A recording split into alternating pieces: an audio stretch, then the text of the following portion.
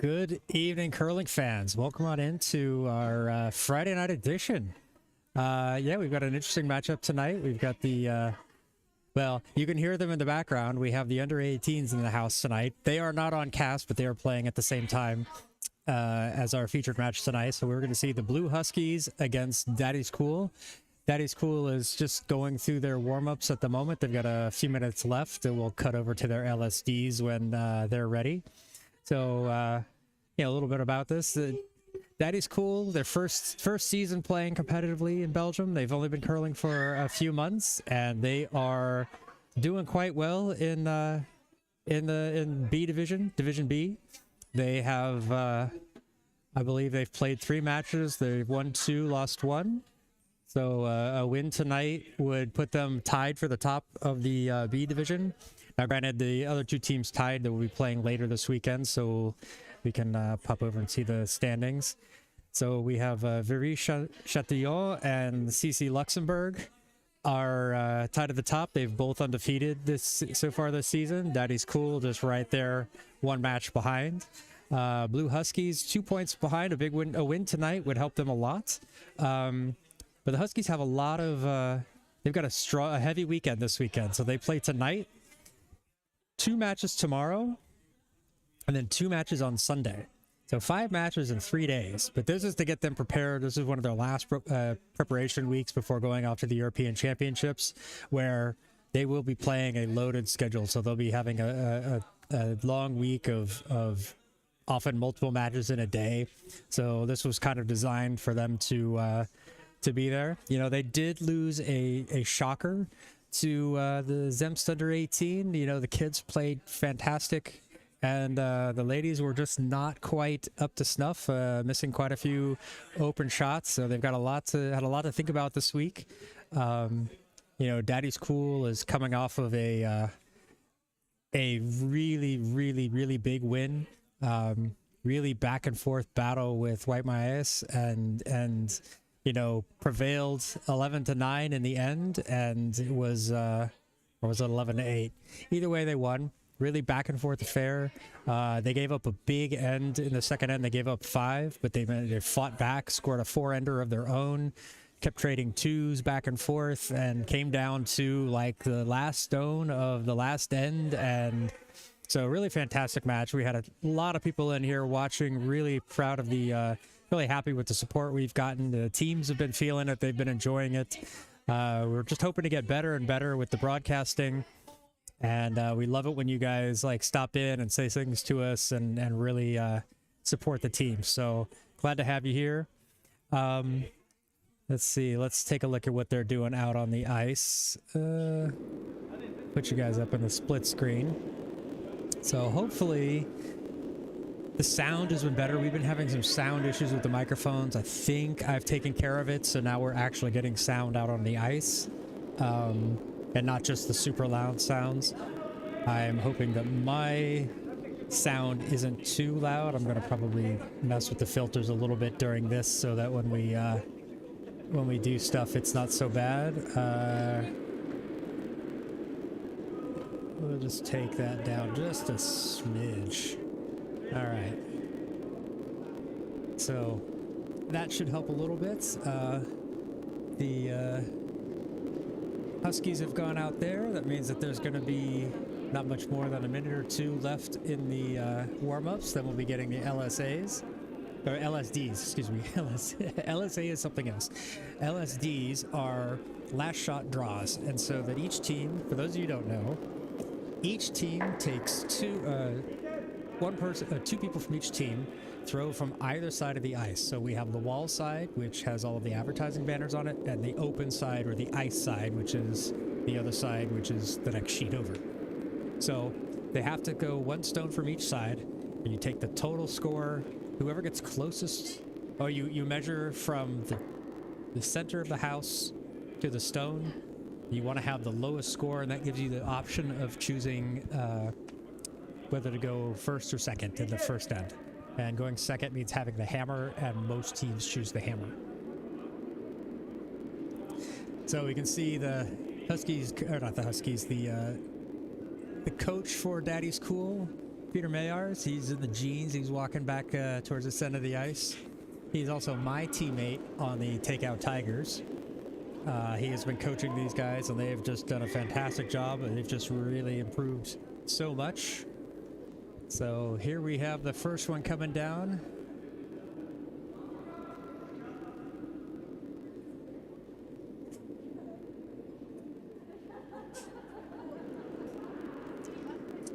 Hoping this one stops for him. It looks like that's going to stop in the house. That'll be about $1.50 right there. So I believe that was Peter Van Dessel who threw that.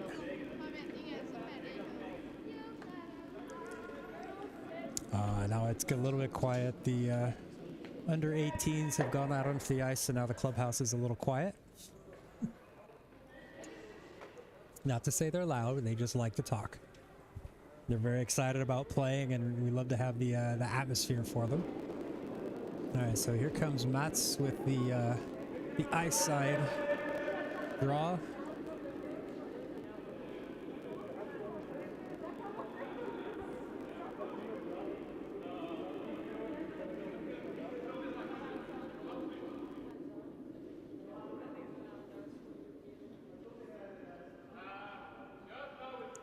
A little bit wide, really good weight, but a little bit wide, but that'll still come in at about a meter 10, meter 20.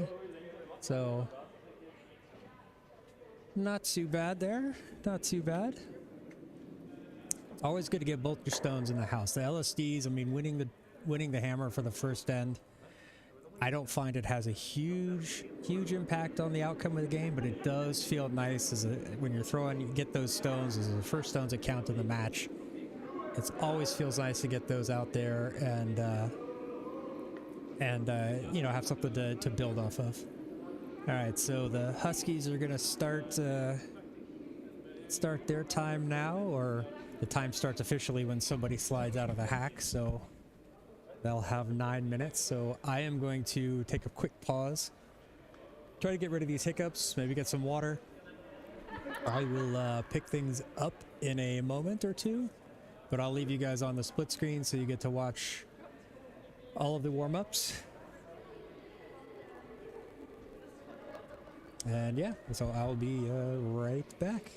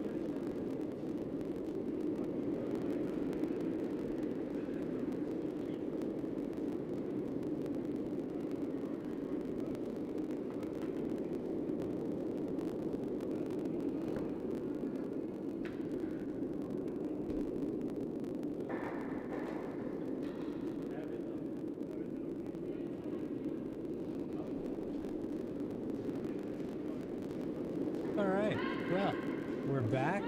I'm back. The Huskies have got maybe a minute or so left on theirs. Then they'll be doing their LSDs. I'm going to be joined for a little bit tonight by Peter Maylars. He is the coach from Daddy's Cool, but he is also a teammate of mine in the Takeout Tigers. So it'll be nice to have him here. Just we can have a little conversation while we're watching the match. You see the guy out in the man out in the red. That is the coach from the Huskies. That is Dirk, and I'm hugging Dirk Halo. That's how I pronounce it. Yeah, I always have to think about it. It's like if I want to pronounce it like it's spelled, it's usually wrong. So I have to think about it. He's the women's national team coach. So, well, he's the coach of the Huskies, and the Huskies happen to be our national team, women's national team. So, out there, I'm sure he was not happy with their performance after the last match. So he's looking for something better tonight.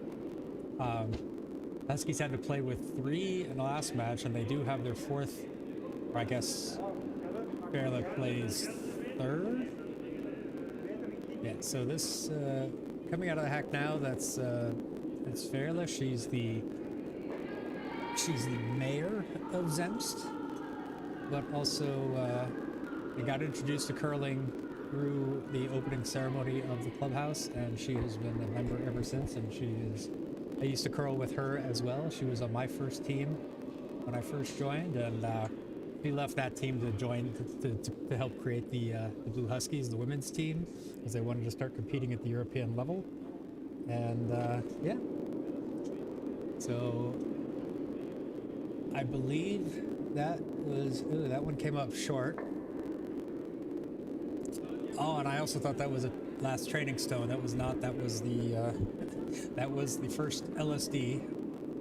Here I am talking of all this rubbish and not missing the shot. So we'll see who's going to throw next, but it appears to be Danielle Baru.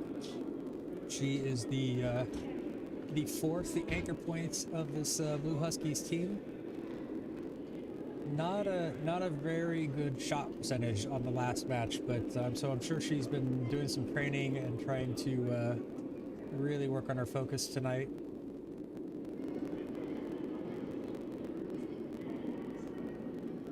As you can see, Kara van Oosterwijk, the skip, is not giving very much ice there. So I guess they don't think that this ice falls very much.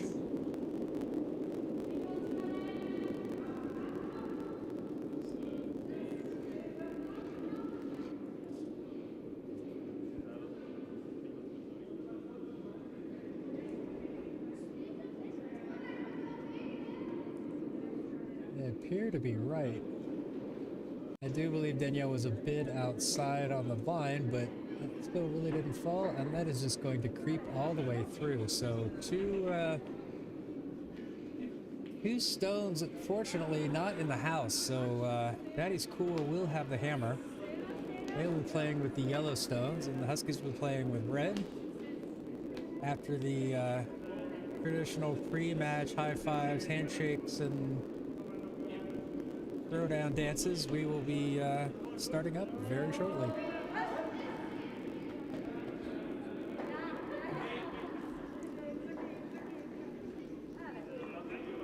Really looking forward to this match. It's really going to be, I think, a good one. It's like the Huskies really need to have their focus and get their game ready for the Euros. The Daddy's Cool have just been playing so well this season, and they're really, they really want to do well in their first season. They have mentioned they are a little bit afraid of making it up to finishing in the top 2 and getting that promotion to Division A. But it is what it is. You can't really can't fight it when you're playing well.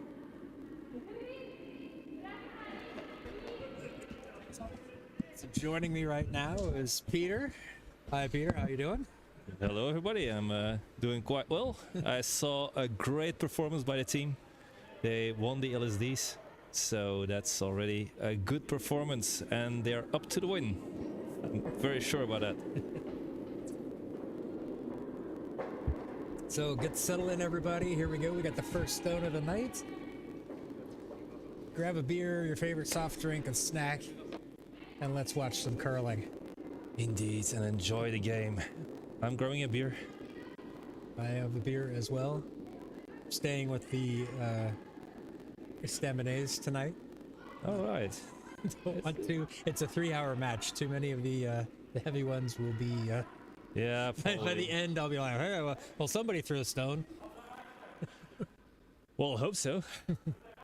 I'm going for the Hop Senior. It's from Gade Carolis. One of the main sponsors of the main event that we do, the Gade Carolis Classic. It's a tournament that we do in the end of every season. Very well. Yeah, we have teams coming in from all over for that. Yeah. And this year, well, next year, but this season, we will have teams coming over from the USA. Oh, really? Yeah. We've been contacted by a lot of teams of the USA, and they will join us probably. So it will be a very international tournament this year or this season. Like that. Okay, what we're seeing now, we see one of the redstones inside, and Huskies got their first stone. They're trying to leave a guard, ended up in the house.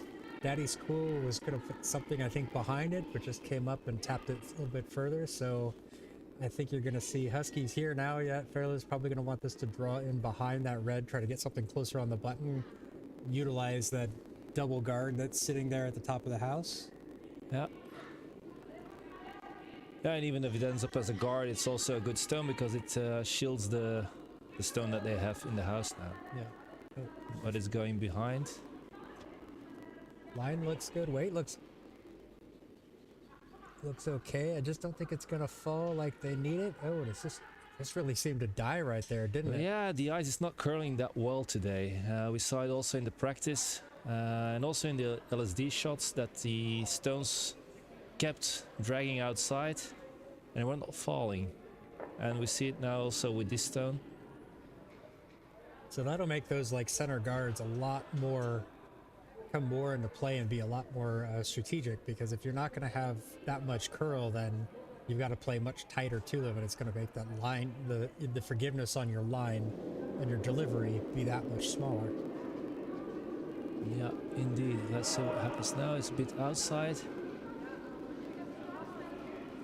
and a bit slow.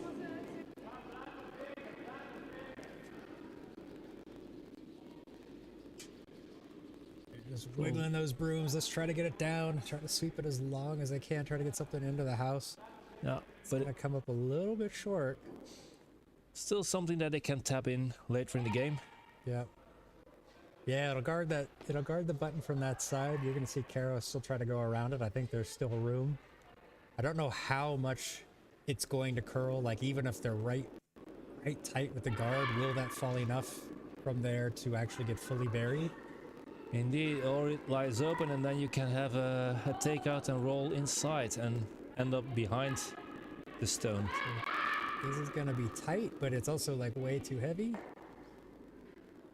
No, they do catch it, so maybe that was intended to be a takeout, but I'm not sure that was. No, it seemed no, to they couldn't be. have done. That was still fifth rock, so that was definitely not intended to be a takeout. Indeed.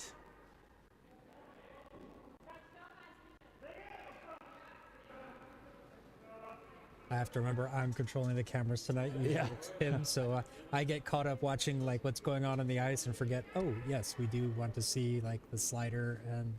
And you do know all the presets now. I know a little bit. I tend to stick when it's just myself. I tend to stick to split and then one single camera, so I don't do a lot with it because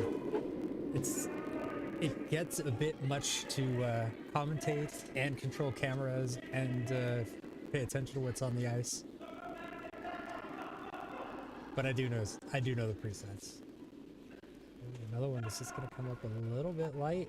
Hopefully it goes a bit further. Yeah, I'm bypassed as I'm being the coach of that is cool, of course, but Peter's very biased, but that's all right. It's we have people in the audience who are biased as well.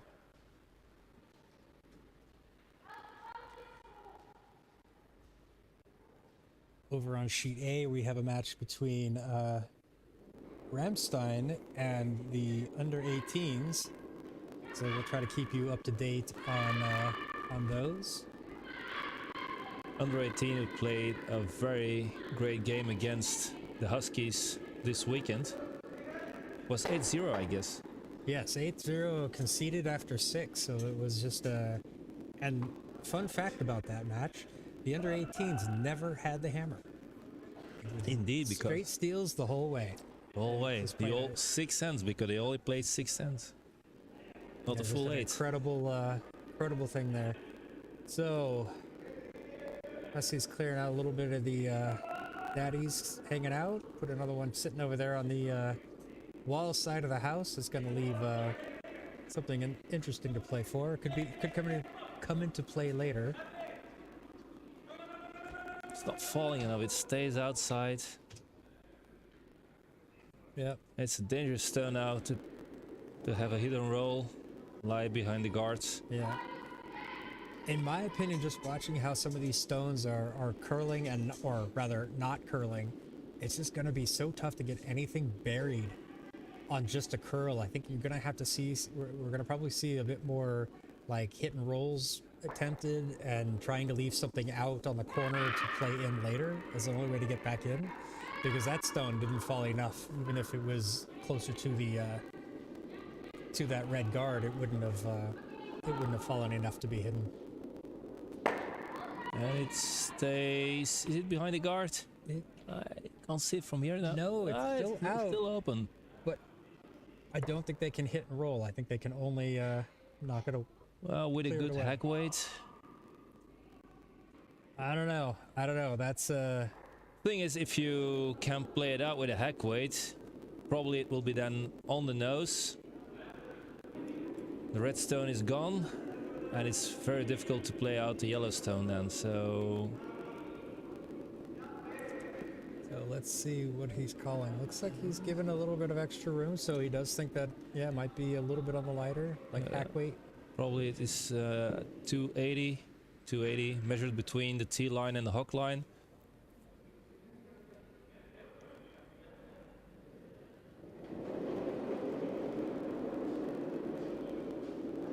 Release looked okay. It's falling, it's still going outside. Still going out. Yeah, I don't think that's gonna drop enough to. Is it gonna catch it? Just enough, just enough. Just enough and gets it out of there. Good end result. Good, and yep, exactly what they were looking for. Oops, I gotta find my. I need to get a pen so I can start writing down the shots of the match. Be right back. In the meantime, we're looking at the next stone from the Huskies.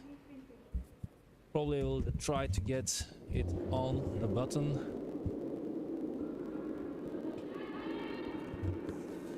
So make a lot of noise putting my microphone on. Sorry about that, chat. It's way inside. Well, it's inside if we would consider that they would play for the draw. If they would play for guarding out the yellow ones, that would be okay. Then again, why would they do that? I don't know. I think they were trying to go around that one there. Probably, yeah, that would be the case. I did miss the what the call was. Then the center yellow, if you would guard that out, that would also help, because now you're still able to tap that in. It's not an easy stone. Yeah, they don't have to get it very deep either. They just have to get all the way into the white, so just slightly tapping it on the center line side, just to push it forward. Still, it's wide and it's too fast. Yep. Yeah, you see that often in these first ends where teams are still getting used to the ice. The warm-ups, that 9 minutes seems like it could be long enough, but it rarely is. You just need that little bit extra time to feel it. And then also once the match starts, the adrenaline goes. It's like, okay, this counts. It's easy during the warm-ups to be a little goofy and just be relaxed. But once you start playing, that adrenaline picks up, and it's enough to throw things off a little bit. Well, during practice, fun fact, I measured 5 stones in a row played by Peter van Kampen and Tom Goethals, and it was 5 times in a row 3-0-0. That's good consistency. That was amazing. Yeah, that or Never had it. Your watch is broken, maybe. I've had it a few It times. was always on the tree. I've had that a few times. My watch is definitely broken. I need to get a new one, but I've definitely had that when we were training and going, hey, 286. Ooh, it's also 286, and realized it never reset and never restarted. So No, I give the credit to the guys. They played very well.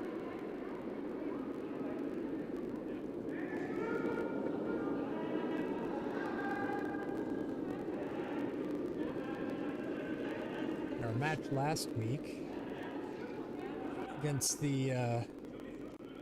against Wipe My Ass, Tom had he had several very good shots. He had a couple of shot of the match candidates, did actually end up winning shot of the match. Ooh! Oh, if that would hit the stone a bit on the inside. Just tapped on the wrong side there. That would have been a nice happy accident. Not quite the intended, but hey, whatever works sometimes. Yeah, indeed. But I think unfortunately it moved their Yellowstone. You know, the yellows are kind of blocked by each other from being able to get tapped inside. So if Caro would move out of the way.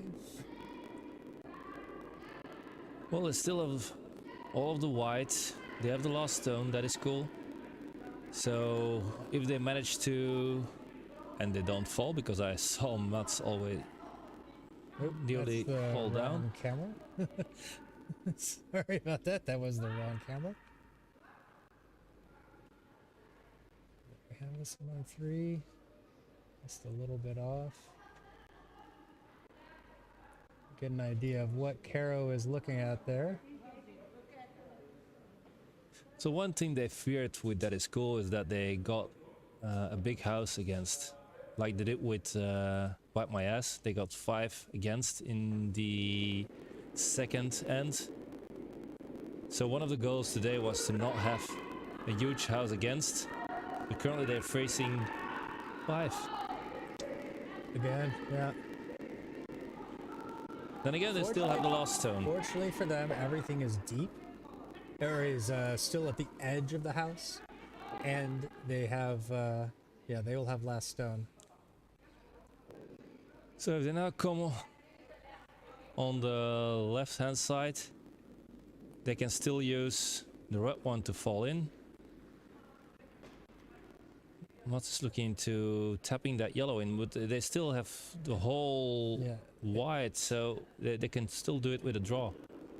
And you have that red one lying out there on the left hand side, so if you're a bit wide, you tap against that red one and you fall inside, so you still take the end. So use that backing and then you have an option.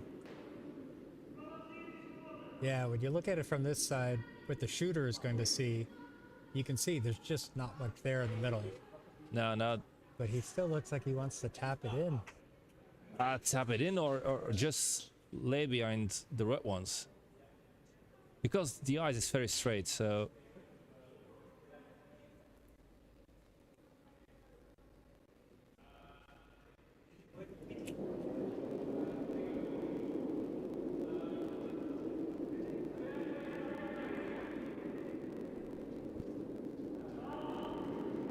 Curious where this will end. Looks a little on the light side. Yeah, it's falling inside already. Don't know where you're sweeping because it's just going to jam on the red one. And push it in deeper.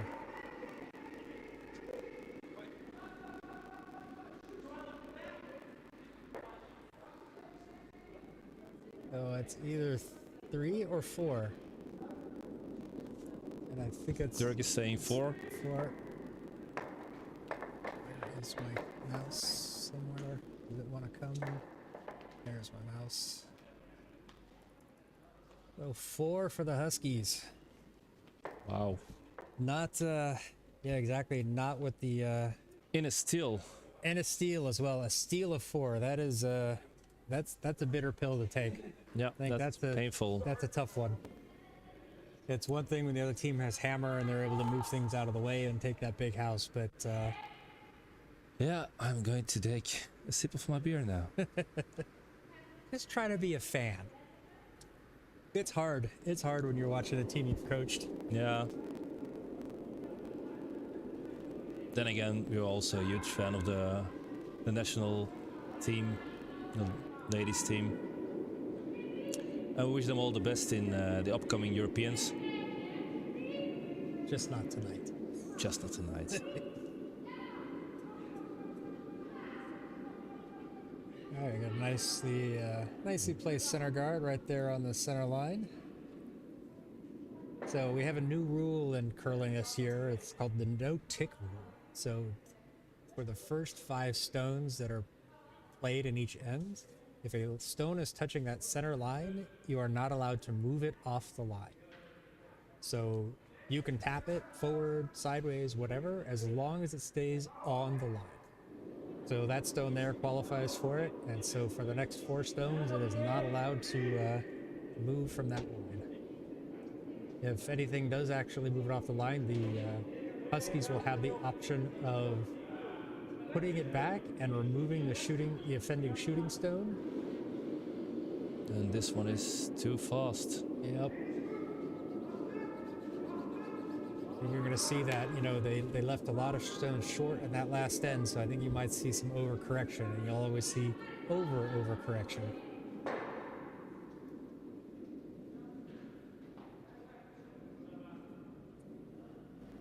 Forget, it'll probably be about the 7th end before I remember that I'm supposed to do the camera on every...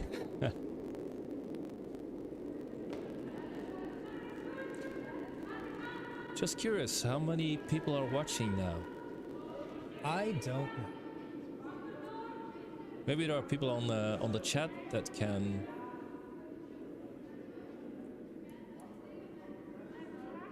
I have a tendency not to keep the numbers open because I like to talk to chat whether it's 100 or 10. Yeah, I like to talk to that's- them the same. It's a bit the way I don't change the way I interact with the match and the stream And the audience. and the audience. Well, that's the chat. Yeah. That's the streaming technical term for the audience is the Indeed. chat. Even if they're not chatting. All right, so that one went a little bit deep, but it did stay in the house, so that's going to be something to play with. This one looks a bit inside. Slower. Make sure that this one doesn't hit that. Or not hitting it in the right or in the wrong way.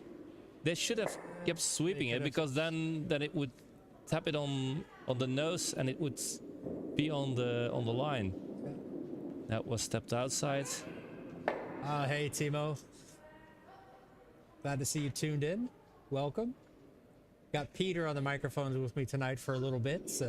Pim is off at a wedding, so Not his wedding. not yet that I don't think. Oh, I missed the camera shift again, but on this angle it's a little bit easier. You can see all the way down the ice, so even if I forget on this angle, it's not so bad. So Timo, how is the team doing in Prague for the moment? Because you're playing a tournament there, it's a preparation tournament for the Europeans, and we're very curious to know how it's going there. Ooh, that one's a bit deep. That one's gonna sweep out the back, or is that still biting? I can't tell because Caro is in the way. She has every right to stand there, but I also complained so much about the skip standing in the way. We got to give the media training. Put X's on the ice. You can stand here. You can stand here. And a movable X that you can move them around. Whenever we finally get the overhead cams, this will all be a thing in the past. Oh, lost against Klima, won against Cap. Okay, well. Well played matches, I hope.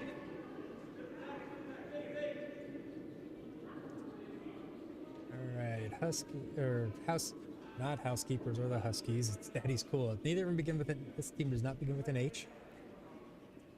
I've already forgotten who is playing. Comes up a little bit short. So the tournament in Prague is going very well, I guess. Losing against Klima, it's not really yeah, a terrible result because it's a very good team. It's a Czech team, and yeah, they're very well. So normally that you can have a loss against them, and if you have the chances, that's also something that you can take with you, of course. So 3 more games to play. They won against Cap, so still a lot of things to go for. Yeah. And probably they still have a chance to end up high in the rankings there, and that would be a great result because it's a very good tournament with very good teams. So if you can end up there in the high regions, then you're definitely a very good team. Yeah, that one from that stone from the Huskies was inside and caught their guard. Matt's just putting his broom out that he was going to leave a guard near the top of the house, which doesn't make... I'm not sure I would do that. Well, now it looks like this side of this side of the ice is a bit short. It's going to hit. That's a pity. Yeah, this side of the ice coming down this way, it feels like it's a little like when it's slow, it falls a lot. Like that one fell considerably once it got past the logo on the ice there.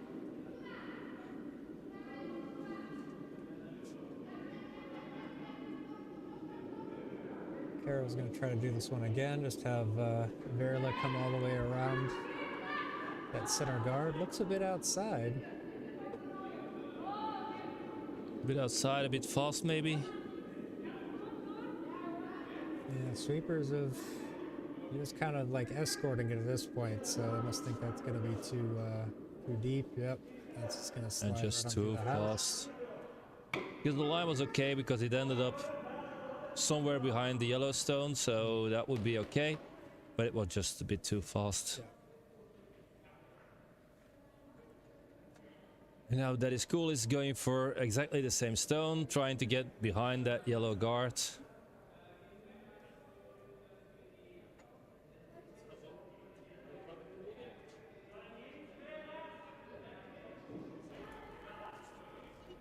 Slide out from this end.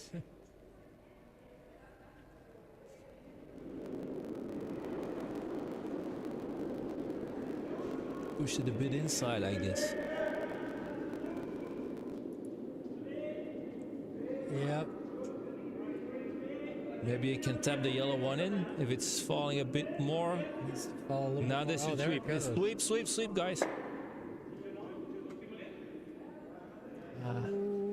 Just a little heavy. Yeah, if they would have swept it, it would reach that stone in another angle, and it wouldn't go that far. Yeah. It would be still in the blue or in the white, maybe. Yeah. Now it's You know, Mats could have been looking at if it fell more, then it could have run back onto one of those reds. yeah, But yeah. that was always going to be a risky. I mean, it's falling a lot, but you just don't know how far when it's going to be that fast. So.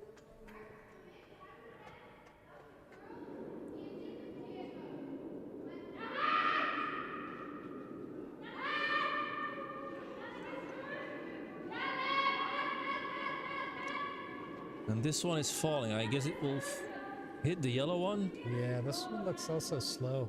Well, And we'll tap in the yellow one. So Mats, go to that yellow one and sweep. Start sweeping, guy. Come on, sweep it in. there you go. One for yellow for the moment.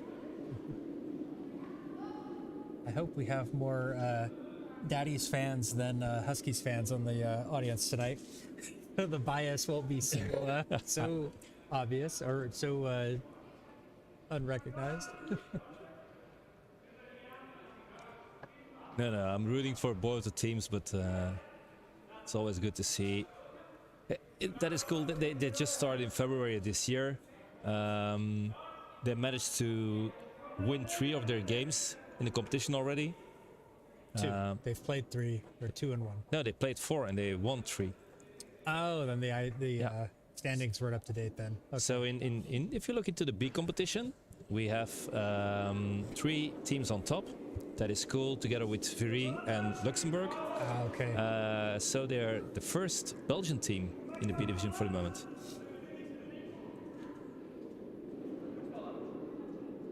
I thought they needed to win this to tie, so I guess Tim didn't update the standings that I had, the graphic that I had. That's still okay. It's blocking. No, you're able to. Now it's a little bit open. They could double that. They could double that, or they can just go in between. The ice is very straight, so they're able to put a draw there. Guess they will play a draw. I think that's what they're gonna do, but it just feels like this direction the ice has been turning a little bit more, so they got to make sure they've got the right weight to get it down there. Otherwise, it's just gonna fall onto one of their guards. Too heavy, and it hits the well side guard. Too I light, don't think it's heavy enough because they start sweeping from the beginning. She might have been inside, but yeah, you can see it falling. Is that nope? They've already let it go. And tap in the red one, but it's going outside, and it will tap in the yellow one. Will that get deep enough? Yes, it. That's close. That's definitely a close second there. I think it's second shot. Yeah, I think so too. But that is close. Now the overhead cameras would definitely help us out. I wonder if I can do this. See if we can see. It's a timeout, so I'm going on the ice. Timeout already?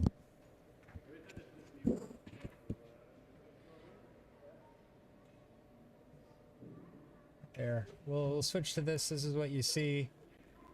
I think, yeah, yellow is closer. Yellow is sitting second. But maybe there's some kind of rule infraction that we missed. Not quite sure what's going on.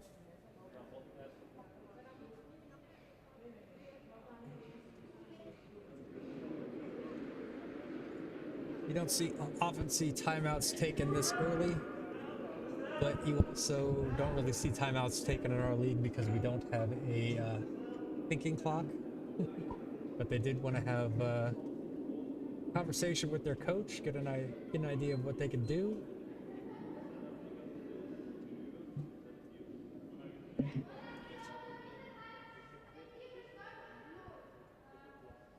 So while we're waiting for this, let me get an update of what's going on over on sheet A. So it looks like the Zemst under 18s stole the ends, took one in the end. We're now in the midst of the seconds, and from what I can see, they lie shot, but yellow has two other stones in the house, so looks to be a exciting matchup over there too. We love to see it when the teams are competitive. You know, it's not a blowout one way or another. I mean, sometimes blowouts can be interesting because if you're watching a team play so well, you know, there's nothing that you can do when you're the opponent except just laugh and accept it. But it's always nice when the matches are going, you know, you've got some competition going and things like that. So yeah, the under 18s, the kids have been playing fantastic. Interesting to see. I think they have another match this weekend. And it'll be interesting to see how they play. If they can ride this, you know, if they can finish this match out. Yeah. Clearly, it's, you know, early days. One end, they've got 1 point, but. All right, back to this one. It looks like they're calling a guard that just carried a little bit deep. So what I asked them is to take out the opportunity to tap those two red ones in. So put a guard there, then they can only come over the other side. So now they don't have the opportunity to come over the left side and tap those red ones in and tap the yellow ones out. Now they have to come over the other side, which is more difficult. They are also able to make it, of course, but it's a bit more difficult.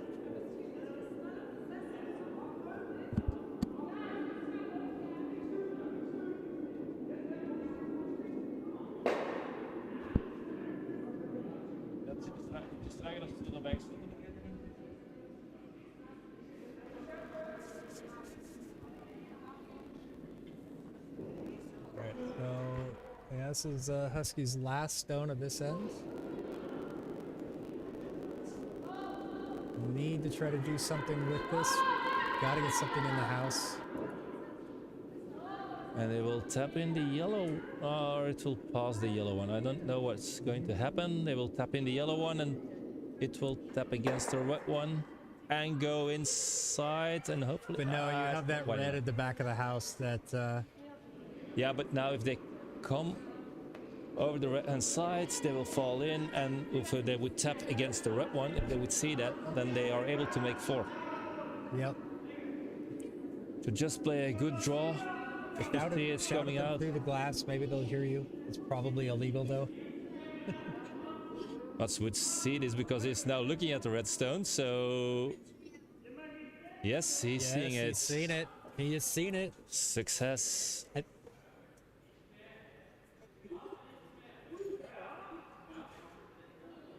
I think the coach of the other team is he's complaining about the fact that is cool didn't play any stone into the house by themselves in the house, but they're lying there with 2, and in the end, stone counts. Every stone counts. Doesn't matter who played it inside. If it's a point, it's a point. All right, this needs to be hard enough. Hopefully. Sweeping on. It's definitely around the guards. No. Wow, that felt a lot. No. That felt a lot. It's not hard enough. Yeah, they're a little bit afraid, but they had that backing there, and what's the worst that can happen if you're too hard? It goes out, and you still only score 2. So they left a point out there, left a point or 2 out there, but hey, they did well. Bouncing back, coming back, and taking the 2 there. Need to make sure they stay focused. They got to find their weights, though. Like, I agree with Dirk. It's that they're not going to be able to do this the whole night and expect to leave stone short and then have somebody else the other team tap it in for them. So, yeah, that's a fact. So through 2 ends, Blue Huskies are still leading 4-2. Oh, they're still leading by a score. Now a score of 4-2. Well, that is cool. I had the opportunity now to have 4. Okay, what just happened there? Looks like some a great stone, some good sweeping from the under 18s to get it in there. It's buried a little bit behind the guard in protection, and now they sit 2. They have 3. They have 3 almost stones. Completely buried. All right. Oh, is there a third one? Yeah, it's a third one in there. Okay. So the under 18s are definitely putting some pressure on Ramstein here. I don't know if they like to call Ramstein or Ramstein. They're named after the band. Ramstein. Ramstein.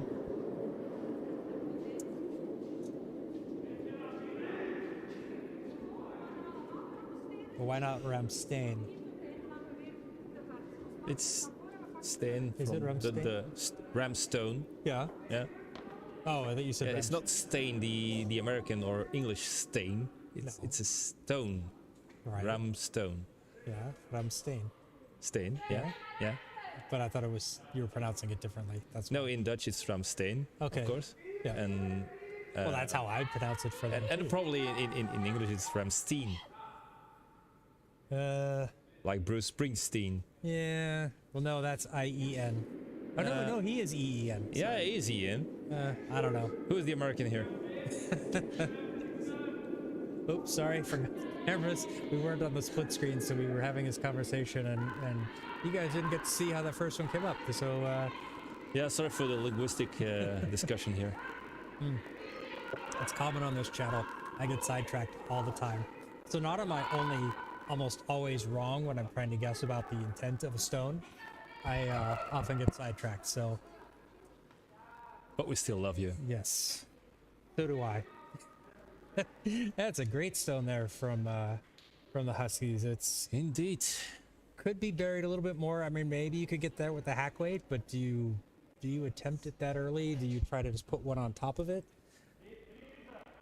This is one of the stones playing against N19, for example, that Stefan would definitely try to play against.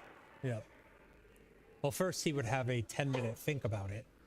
go down to the hack and then make 10 more minutes trying to figure out if that's really the right stone to play, and then to throw it there. Oh, jeez. I'm off the... That's how we lost against them in a Belgian championship a few years ago when we had to play the Belgian championships in the Netherlands. And I was playing with Team Verrijken. At that time called Karingu Akuma. That was the name of the team. And we played against N19, Stefan's team, and we lost the final with exactly those type of stones. Oh. The red one lying behind the guard, Stefan putting a yellow one then against the red one, and they knocked us out during the game. So it's a very renowned way of playing. We're definitely hearing some oohs and ahs from the U18 supporters. And the U10 in the audience. Yep. Well, a lot of youngsters now joining us at the club. All right. So Huskies choosing to split the house here. They got nothing to bury behind, so they're just trying to get it down close to the T line, split it up.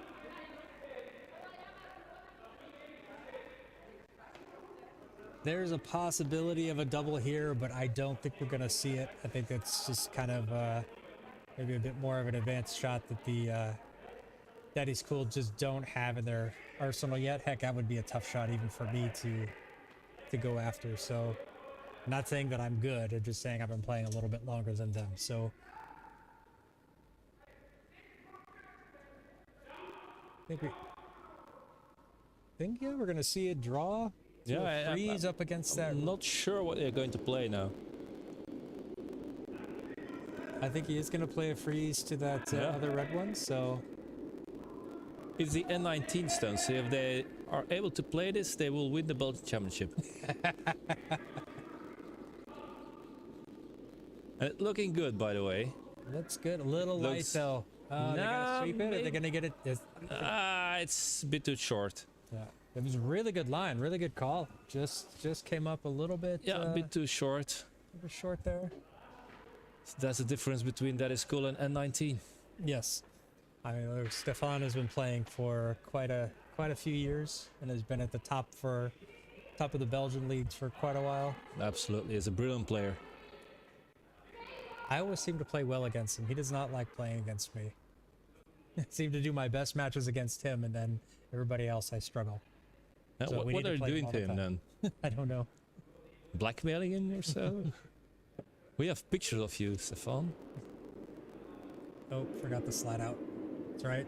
I might as well just leave this on the split screen permanently, and that way I don't have to worry about changing too much. We can see just about everything. Move the cameras when we need to. That stone took a wrong angle there. Yeah, I wonder if that picks something up. It's quite slow. Took a big drop. Still open.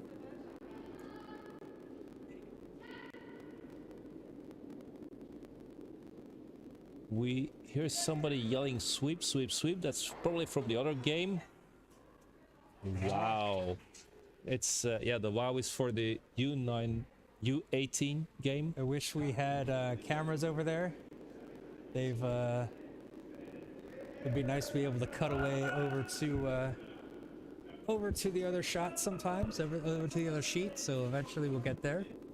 So this one needs to get around that guard. Is that one gonna have enough? It's got to...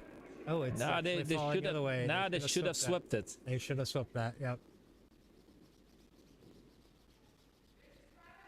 I honestly thought they were trying to... were pushing it out that way, but apparently it was an intern, so... Yep, it just missed. They needed to sweep that. Because even if it catches a little bit, yeah, it probably puts them over underneath their own guard, so... Then again, technically, it's not the best choice because you have that red one lying behind the yellow guard. You should at least tap open that guard that you can reach that red one afterwards. Yep. Best way is that you play a takeout and then promote the yellow one against the red one. You can expect that from international teams, of course, but yeah, you should at least try to make it more open and be able to get that red one out.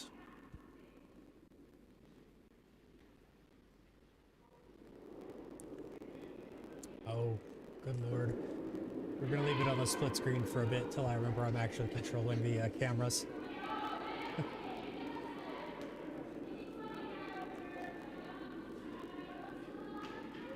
This one is a bit too short. It's already falling, and yeah, it's gonna over curl. it's over curling. So they still have the option to promote it, but they don't see the opportunity. It's also an option to tap to the one on the right hand side and then come inside and lay better and be behind the guard, the yellow guard then. But it's a very difficult stone.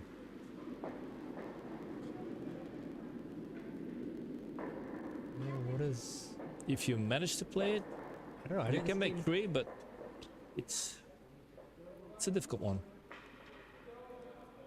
Okay, there goes Mats with his hands. Okay, it's pointing to the other side, so they will try to get behind the yellow guard.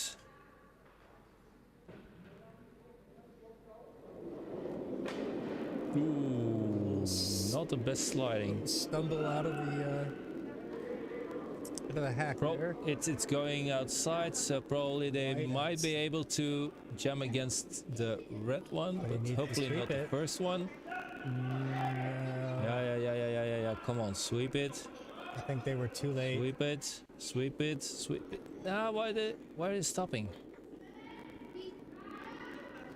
Okay, they're shot, but open, yeah. But I think by the time it started, by the time they started sweeping it, it had already started to fall. Probably wouldn't have had the angle no matter what they did. Yeah, but then we are missing the axis, so Caro was standing in front of the stone, so I couldn't see it. If we would have Caro being on the side, that would help.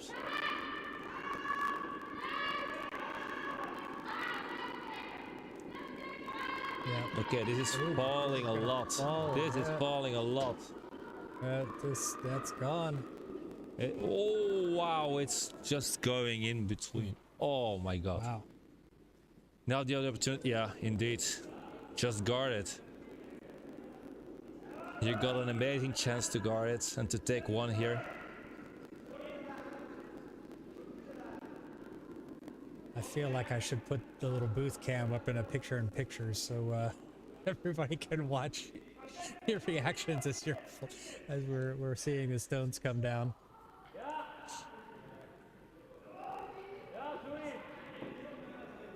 I guess I'm more stressed out than the guys on the ice.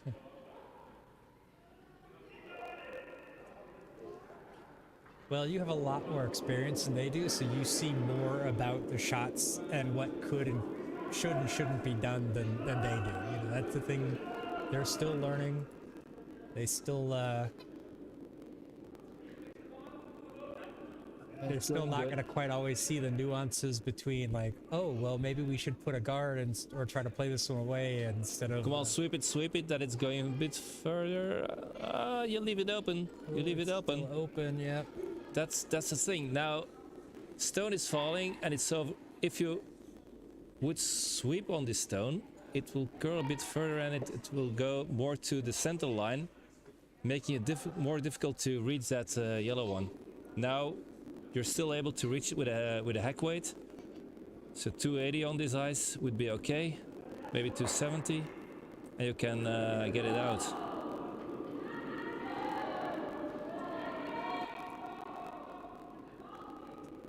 This one appears to be outside. Yeah, it's outside. It's outside. It's way outside, and it will tap in a yellow one. No. Yeah, it will tap it in. Not enough. Okay. Weight was not enough. It also seemed quite light for what they were trying to do. If they wanted to move that one off the button, then they certainly needed more weight behind that, because it's, even though it's straight, we're seeing that when it's slower, it's falling a lot. So if they really wanted that to get off the button, they needed to put that with a little bit more. Clearly, that was not hack weight hack weight speed there. Yeah, but it was also outside. So if they would play the hack weight speed, it will tap in a yellow one at that time. Yeah. Alright. Curious to know what you're trying to do here. Are they going to tap in a yellow one, or they going to lay in I think they're looking to spin a guard. Yeah, they a want to guard there? I would lay a high guard, so just behind the hook line. Yeah. Because that, in that sense, that you're not able to do anything anymore because you can't reach any of the guards that are laying in front of the house, and making it very difficult for the Huskies to play anything. So if they put it too deep, you still have an option. Yeah.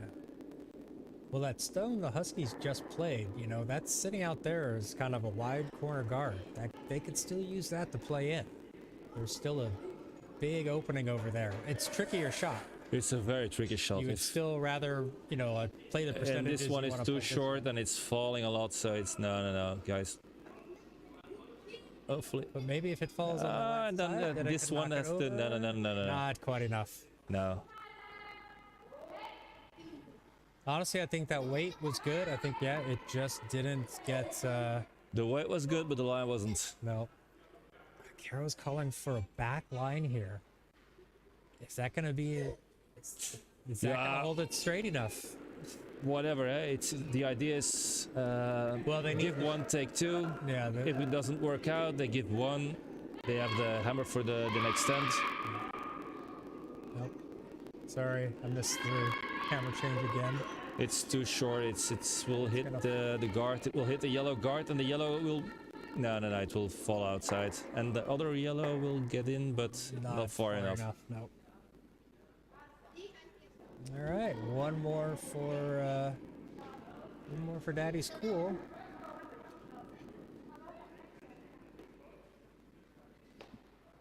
Or are there more stones? No, I think there's more. Okay, there's still each one more stone. Yeah. Okay. They confused me for a moment. Or they picked some stones from the center, Pete. And nobody noticed. Like 16 stones each. Nobody noticed this thing.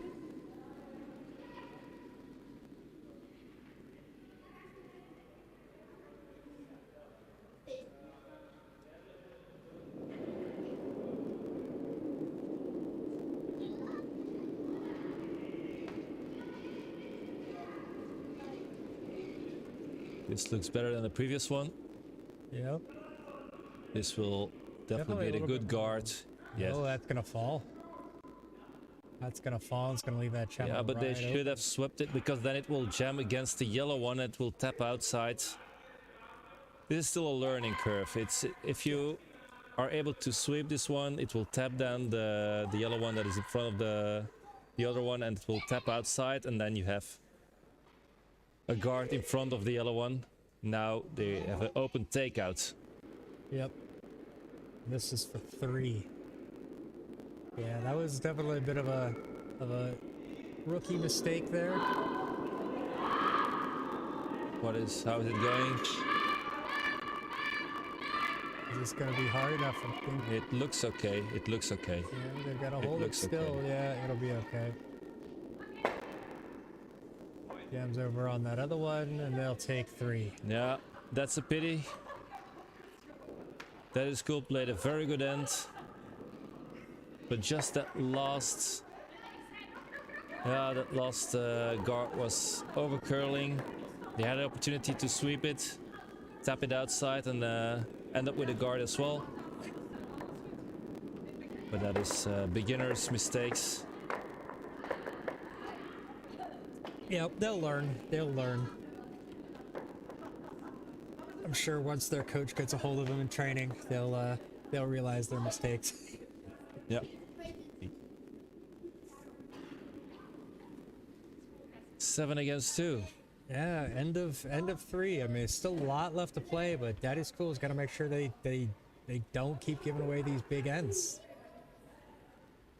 They got gifted that second end, so they've got to make sure they start getting their stones in play and finding their weight. Yeah, but this end they did everything good. Just that last one. Yeah. didn't work out very well, but otherwise they would have still, they had a seal of 1. Now they have 3 against. It's difference of 4 stones based on just 1 stone that wasn't played well. Damage is huge for just 1 mistake. Yep. Yeah, the timing of the mistakes matters. The deeper you get into the stones, the more painful it is, more costly it is. And they're playing against the female national team. Alright, what do we got here? It's gonna be just past the T line. Ooh, all the way back to the back of the house. Quite heavy. Uh-oh. Kids are getting in trouble. Not on the ice here in the clubhouse. Okay. The under 18s actually stole that second end as well. They took another point there. Yeah, they're continuing the previous game, stealing everything. Yep. It works for them. Maybe we're gonna see they'll be the first team in the league to win the LSDs and choose to not have the hammer.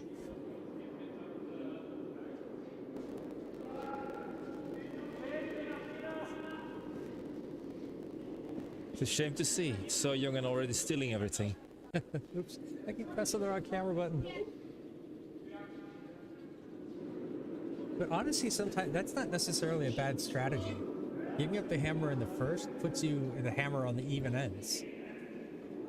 And that's true. why you want to have the hammer in the 8th end. So it just depends on if you can limit the damage in that first end. That's force 1. Yeah. Then And the fact is, if you look into the Belgian division, Belgian Curling League, and compare it with the European games, you see a lot of blank ends, where they try to get a 0 on the scoreboard and keep the hammer. You don't see it in the Belgian competition yet. There are not a lot of teams that are able to play it. I was just about to say, like, we tried that the other night, but I seemed to miss. I didn't seem to miss. I did miss. Yeah. Okay. Yeah. These are the things that happen. Well, we had the fair opportunity to make a blank end there, but as far as I remember, I didn't see it quite as often. And No, you don't. You see teams would rather score than go for that blank and keep the hammer. yeah. And I think that just goes to show like the level of skill between like the Olympic players and here. It's like where the Olympic players look at that and go, well, yeah, I'm gonna shoot 80% on a bad night, whereas we're looking at like, hey, if we can shoot 60%, that's a good night. So that in has some to cases it's a factor very lot good into- night. Yeah, that has to factor a lot into what the coaches and what the skips call. Yeah. Oh, that one was a bit wide, letting the Huskies start to build things up here in the house. Daddy's Cool is really gonna have to start doing something. I think they need to stay focused on their sliding. The rest will come. I think that's one of the hardest things to get over is if your sliding is bad, it doesn't matter if your weight is good. That's true. Then again, still 5 ends to play. Still plenty of ends. Or after this one. And I remember a game the Huskies played last year against Pearl Jam. Yes. They were 5 up front, I guess, and then still lost that game or equalized, something like that in the final end. Yeah, and I believe they had to score in the last end in order to draw it up or something like that. So yeah. So it's not over.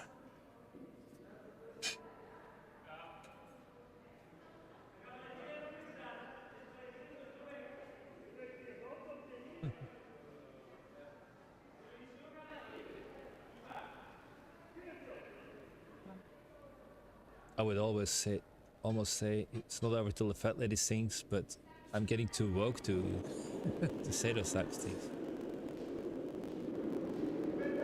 Well, just by the fact you said that you're woke, that means you're not woke enough. Cheers to that. No, sometimes it's needed, but just a saying from the opera. Get out. It's gonna just catch it. Is it gonna have enough weight to get it through the house, though? Shooter stays. Instant shot. And it's shot, yeah. But it's wide open. But none of the other reds are covered, so...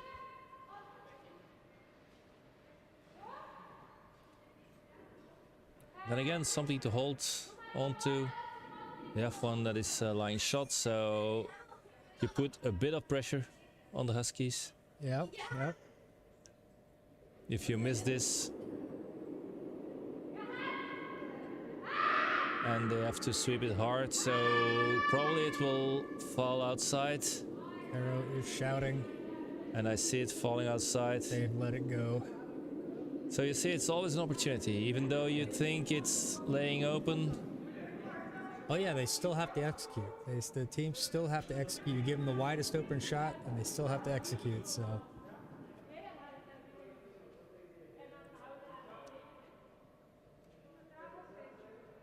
I find this curious that he's going to come outside.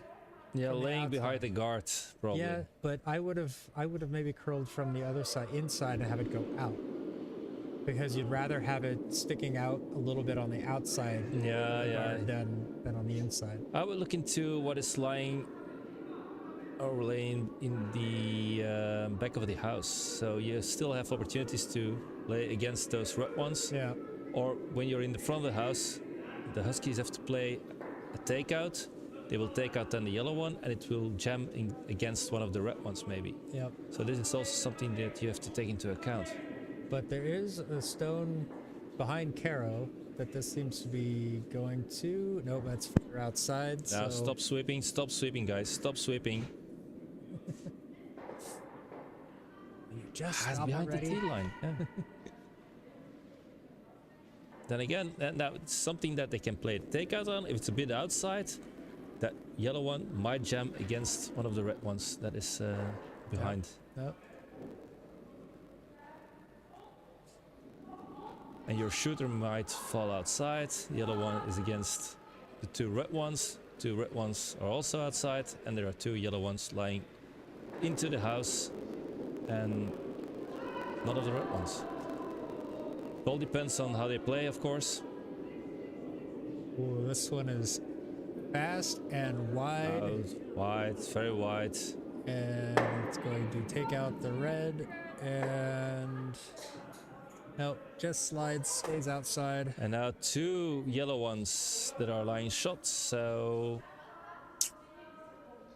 Which one? same result. That's what I predicted, but different type of play.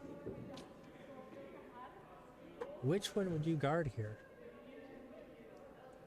Why should you guard? That's also a question. Why should you guard now? Because you can't guard both of them. If you put a guard there and they do a roll behind that guard with the red one, it's playing out against you. So it almost seems like putting one up against these reds in the back. yeah, but then they can lay red one against those yellow ones, and then it's also not a good thing. I would lay it in front of the house.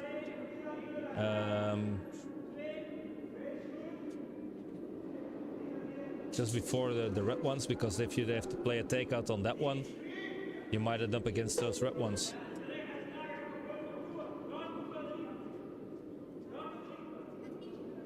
It's a bit too far, I guess.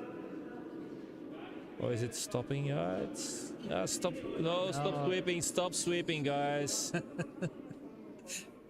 But they saw that. That's what they thought. Like, oh, we'll freeze it up against there. Yeah, but now they can. Caro is playing. Why is she playing a takeout now? She can use that yellow one, lay against that yellow one, being better than the other yellow ones. I don't know. Maybe she's thinking she can hit and roll underneath the guard up high. Yeah, but if you miss it, again you have 3 against. So it's you always have to take into account all the opportunities. Outside again. Is that gonna catch enough? No, it's tapping in and it's tapping out those red ones. Yeah. They lose the red one. They do get the yellow out. They lose the shooter. It's another opportunity for Matt's to get something up there. No, no, no, don't put the guard. Put something on the other end.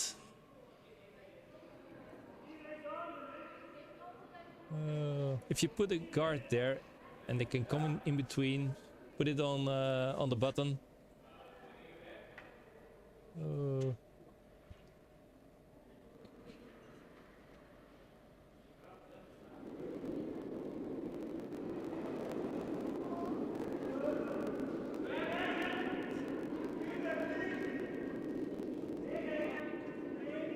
Yeah, I think for me, I would try to put something high in the house behind this guard up top.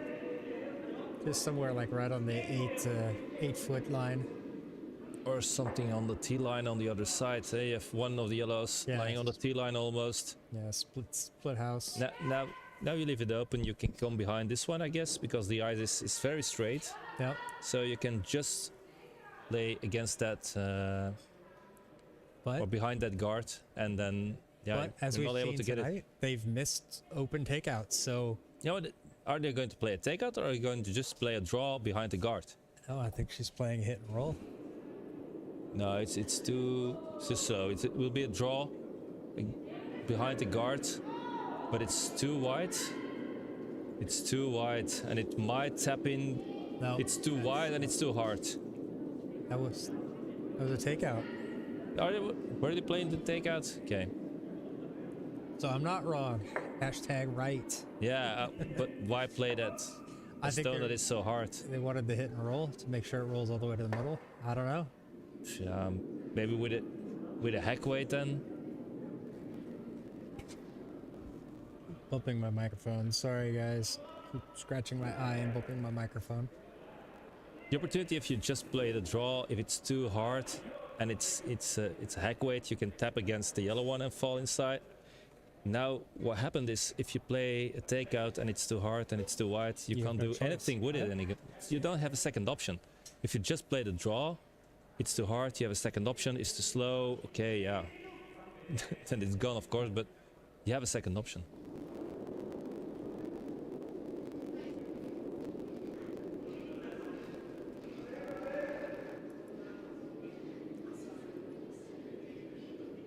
And this one, is it falling in between? Or is it going to jam? Is it oh, this is very narrow. This is very narrow.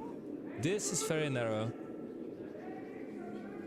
And it ends. That is tough to see. Is that third shot? Or yeah, is that yellow one third or is the red one? It was very well played, but not maybe the best opportunity they got.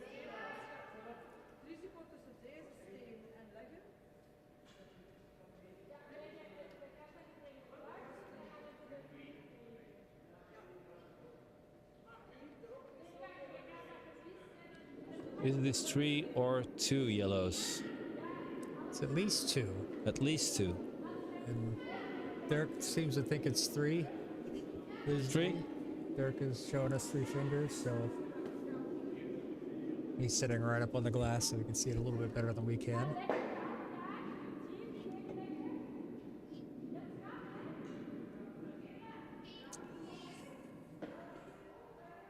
Now they should try to do a takeout indeed, because it's a bit open.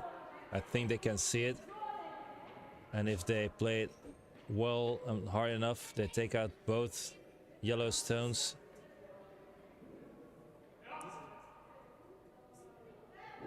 Going for the draw, I guess. Yeah, it's tricky with the trying to figure out what Caro is pointing at. If it's a bit open, or not far enough, gives the opportunity for Daddy School to play more stones.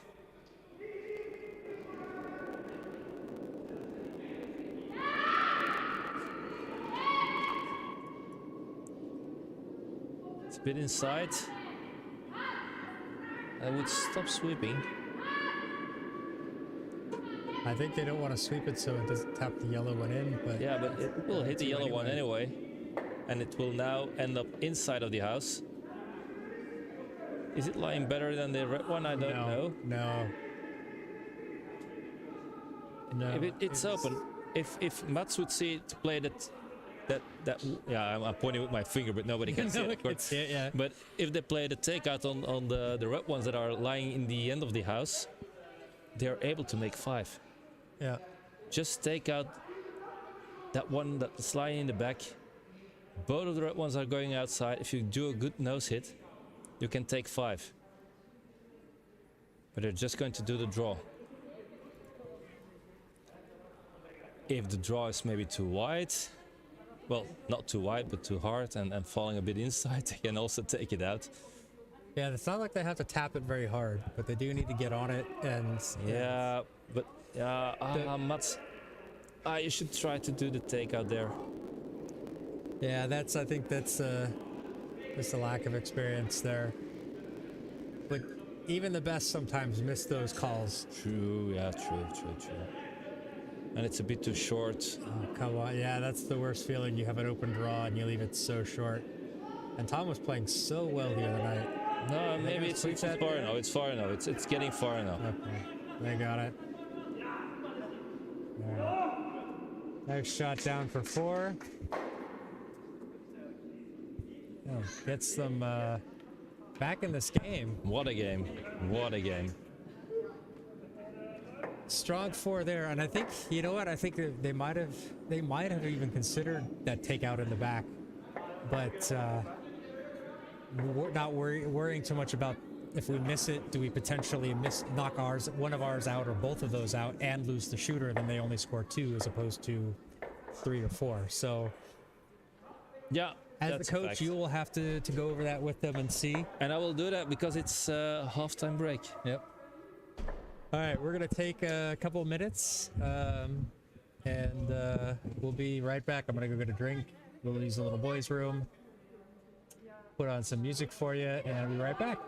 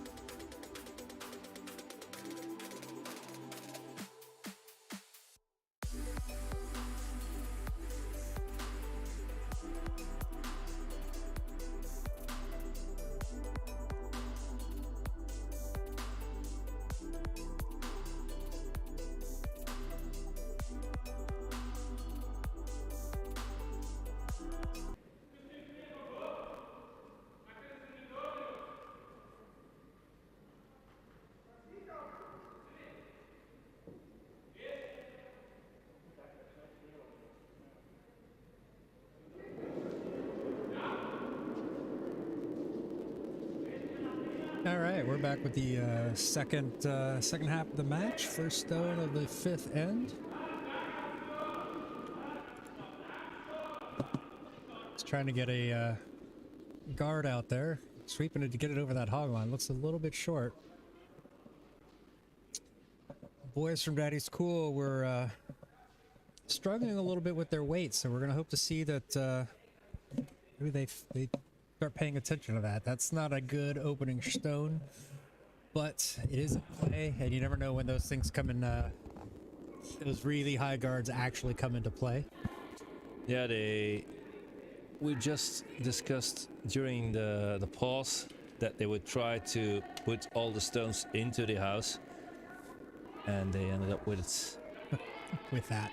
Yeah, but again, if you look into the Huskies, they also have the issue not playing hard enough. It was the same issue with the previous game of That Is Cool when they played against Swipe My Ass.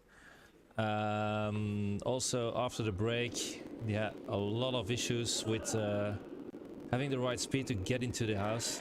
They all played too narrow or not fast enough, and we see the same thing happening now. That was a bit of a push.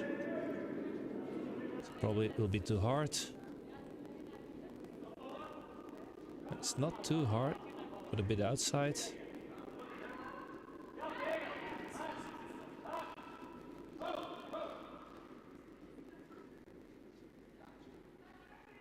it's not too bad. A bit open though. Could be used for a hit and roll. And again, putting the pressure on the Blue Huskies. Play those takeouts. Not the highest scores that they have on takeouts for the moment. Same thing for the Husky, for the That Is Cool, of course, but let's see what happens. Very narrow ice. Nope. Could have just left it on this camera. It's very narrow ice, but it was played a bit outside. Well, job one, getting that yellow out of the way, but they do lose the shooters in the process, so.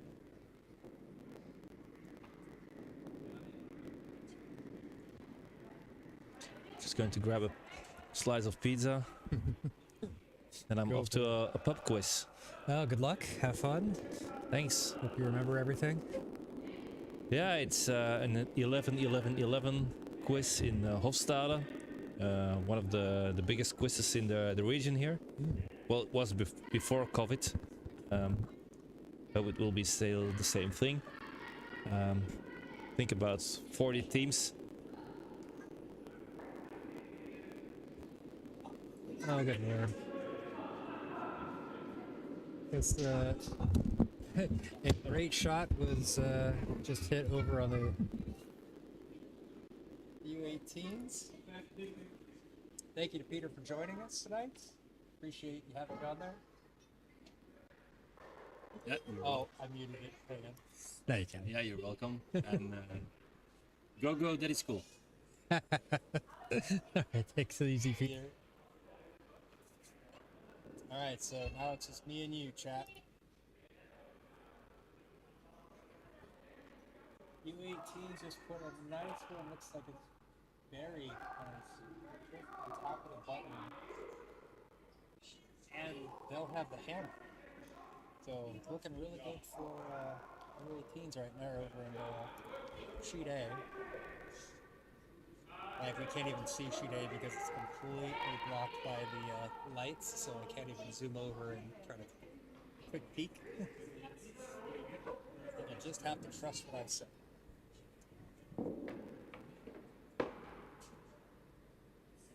Okay, so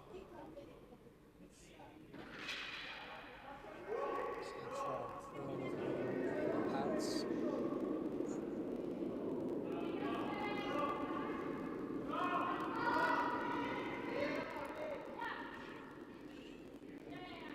Sweeping it hard, so it must feel like it's gonna be light.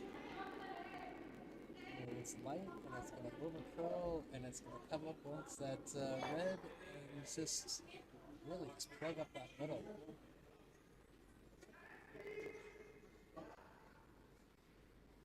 Yeah, that's the easier side, Mats. You wanna, when the guards are that high, you just take the one that's the highest up, and you just try to go around it. There's plenty of time to go around it.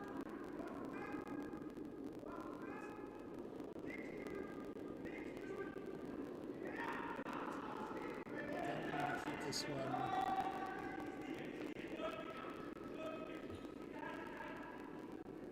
So it's gonna be a little light. It's gonna hit on that guard. It's not gonna have enough to think to push it all the way into the house. It was a little bit of sweeping, some elbow grease. Oh, that gets quite deep. But much better shot. Not that you can see it because Carol's standing right in front of it, but there we go. Yeah, Carol is just going to clean up that mess at the top. She just wants to get this open. Start, don't let daddies get something behind there and start blocking it off.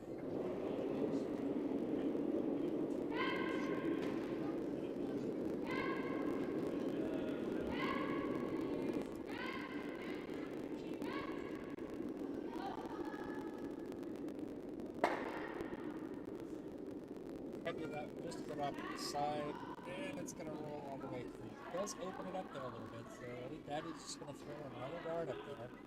I think he's gonna want that higher. He doesn't want it to be so close.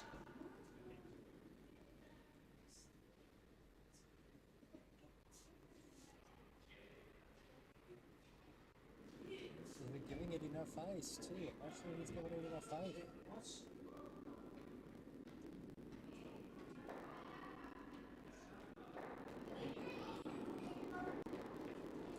And I keep forgetting to put on the split screen so you guys can see the slide outs. This looks a bit high, a bit heavy, I mean. What he's gonna do is, he needs to fall and then trickle over, so it's not that heavy. What's wrong about that? No surprise. But he does get the rollover, so that does cover up that middle. So, bit of a happy accident right there. This is the desired place for the stone. Maybe he wanted a little bit closer to the center line, but it's still not going to be sticking out enough for Kara to really get after it. So she was probably... Well, I'm probably going to be wrong in saying this. She might be able to get after it. She's just going to try to split up those yellows at the top. Maybe even run that yellow back onto this yellow in the house.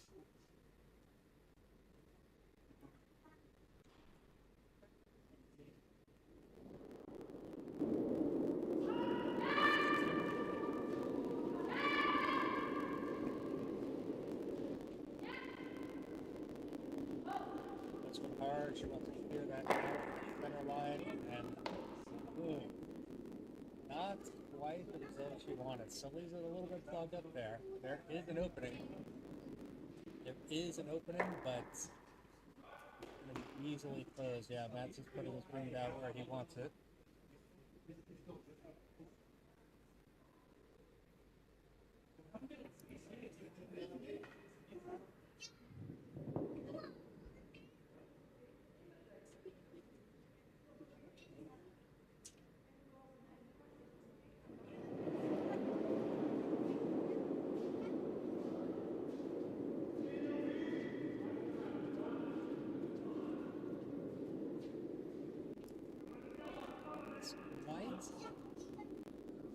No, that looks pretty good. Up over. See, it's a little bit over that line, but it depends on that gap. And oh, that's thick. A little bit overlapping that red, so it can't be back. That was a fantastic yard there.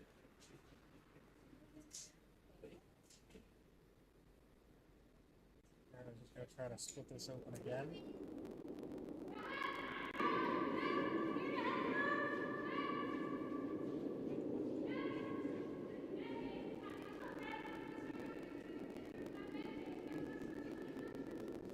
Doesn't nose hit, so I'm just sweeping it. Knocks it through the house.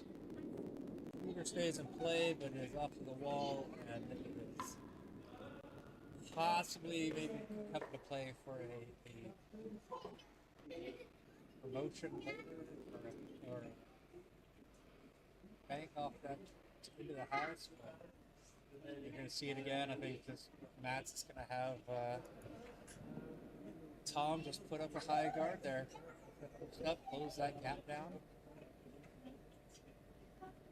Just protect this one. They can steal and level it up.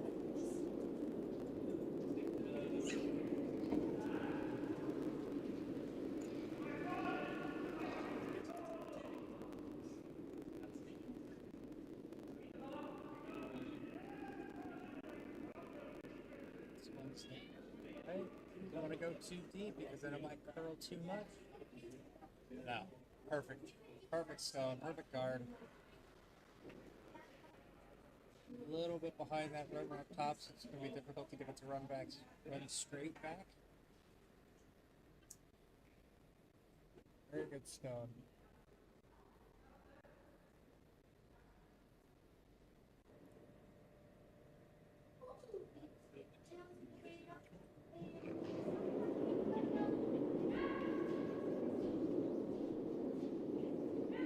Papers are on it straight away. They must have it's inside.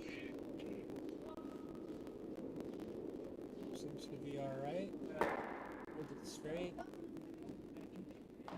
Feeder falls out just enough.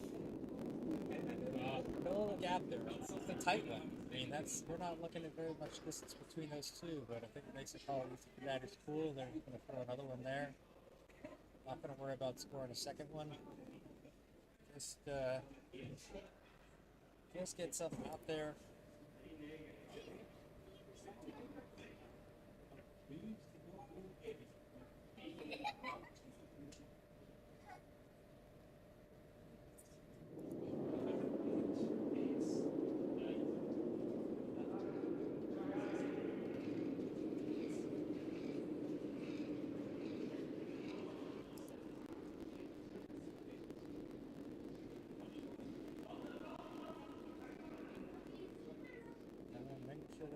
Getting over. Just perfect again. Just 3 stones in a row. Just excellent positioning for Daddy's School there. They would have liked that one maybe to be just a little bit more towards the wall side, just to kind of cover that red one up a little bit. But they've done a really good job there. Huskies do have an opportunity here to try to tap this one back, try to run that red back onto the yellow. Maybe prevent the Daddy School from stealing.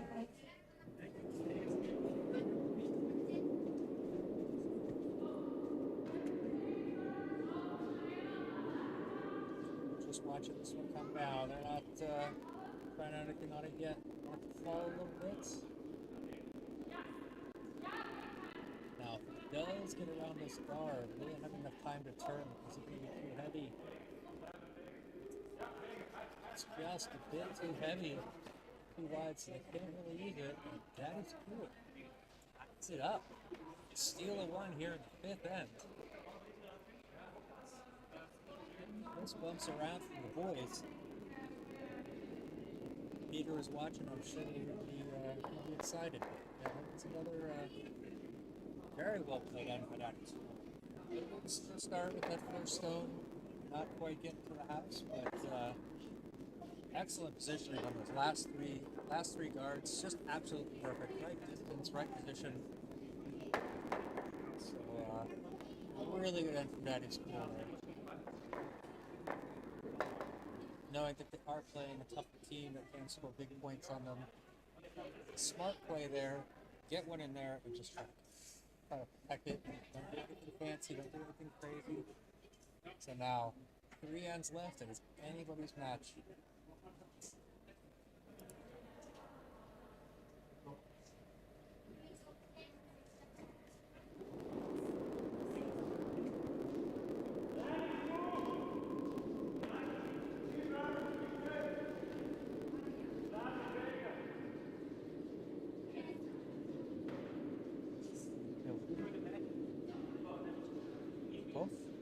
a week, about 8 inches. Zeven. Het is gelijkspel nu. Het is nu de begin van de zesde. Ja, ja.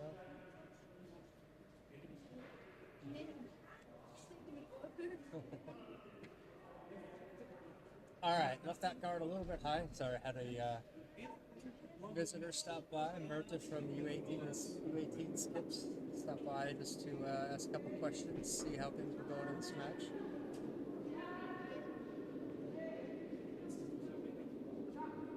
A little bit high, a little bit off center on that guard. Still in place, still using it.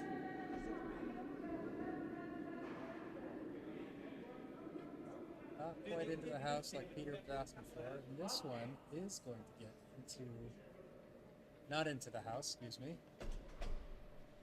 Mrs. Mayer was in the way a bit there. Come up a little bit short, but now I saw Peter give the signal to do it again, so that must mean he wants the same shot, just a little bit more pace on it. Get this one into the house.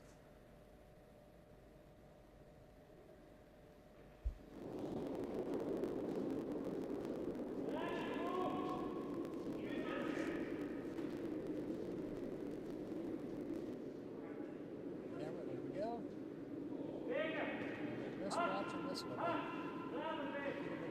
Start the shot at him, make sure it gets around the house. Gotta make sure it's not too heavy.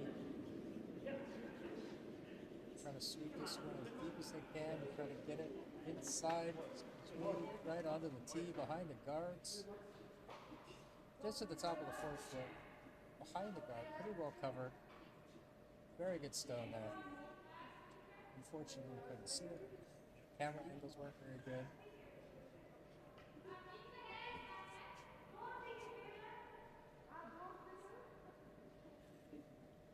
So far, haven't been any shots really like shot of the match. That might have been the closest one. Back hammer angles can't be easy.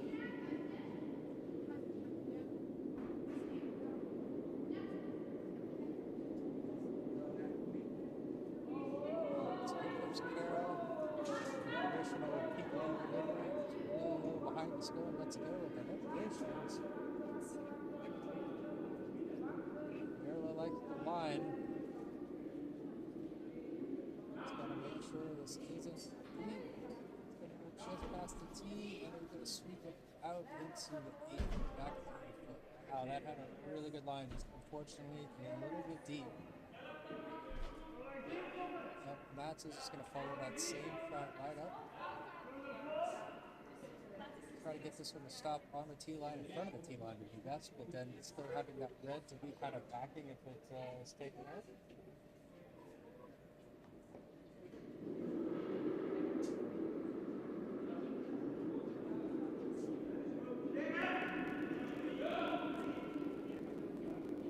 Peter Van Bussen slipping in for his first stone on this end.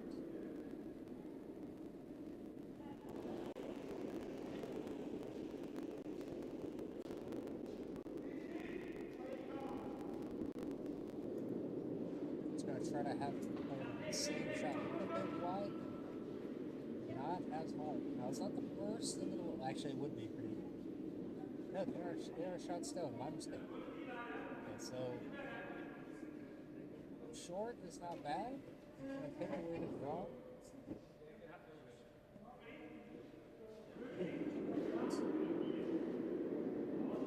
Carol is just going to. Calling for a heavy takeout here. She stand up. She wants it. She wants some pace on this. The ice side.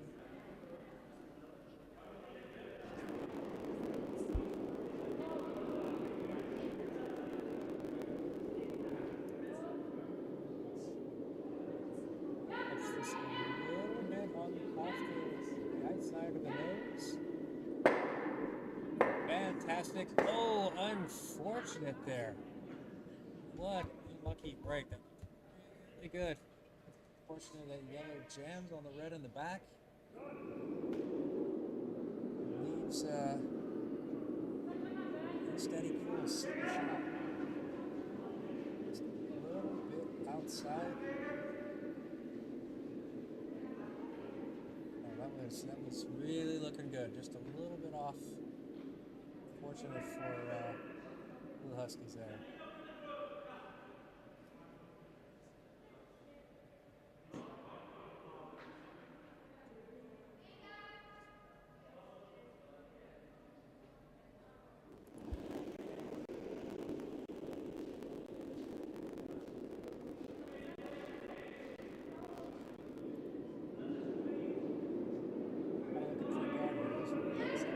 Outside, but that late and wonderful.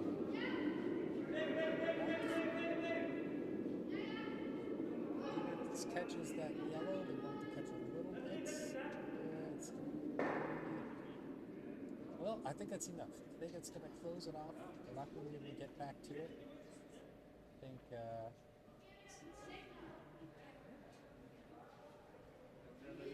Huskies are just going to look to try to split this apart. Keep that middle open, force Daddy School to take one, or to keep trying to throw guards. And some stones there.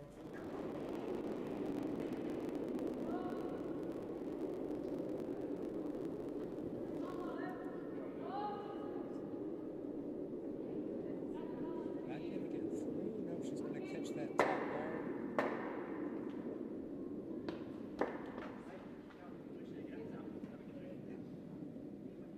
Opens it up though. I think that was the intention. I think that was maybe where Kara was having to go to. Always I am hashtag wrong. So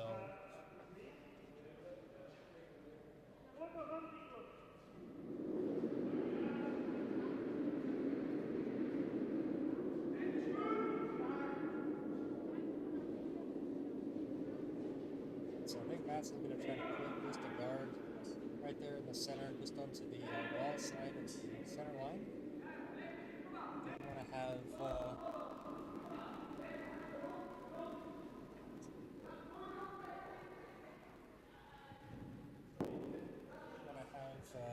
leave that open. Don't necessarily need it to get into the house.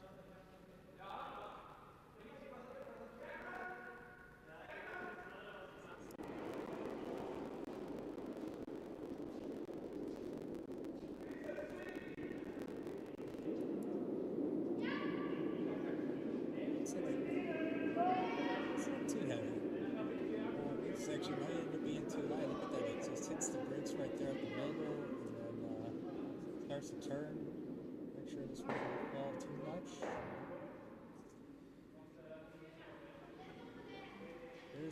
There's an opening there. It's a pretty tight one though. Have to make sure you get it past both guards. It's going to be really tight. Arrow is looking at making up that twosome there. See Farla, maybe I'm not sure if she was on camera yet. She was putting her hands and indicating she wanted to try to split it up as well if she's given an option. So that was what we go for here.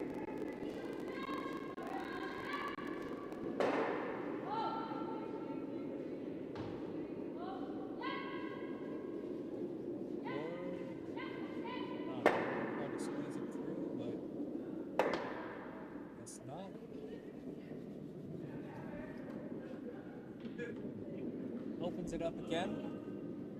It's going to force Daddy School to get another guard up top there.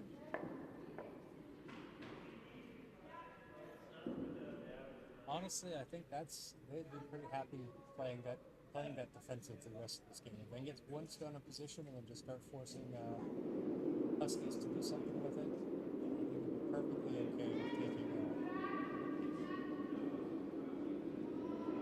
just setting guards the rest of the night. Oops.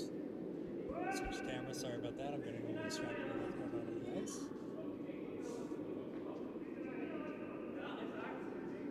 So it looks to be a pretty good peace of mind.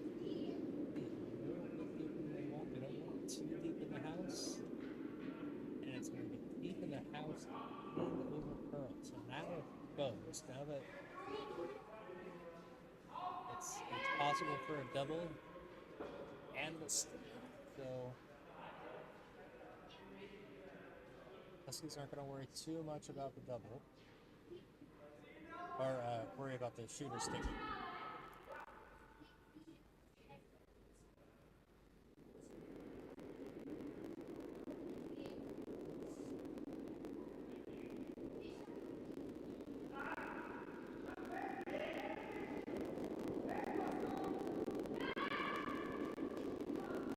Sweepers running straight out of her hand. Gotta make sure this one holds. This is that top one. It will get the one on the back. It's just caught the top one, but not enough. It does get the one out of the back. The shooter spills out as well. And Matt's just straight into slapping his way down, going up the guard. Still got that one to protect. Huskies do have hammer in this one, so we'll have last opportunity to try to score, but at this rate, no, we're drawn for one.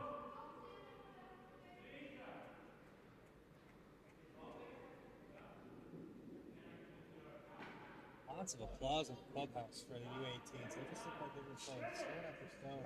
Fantastic.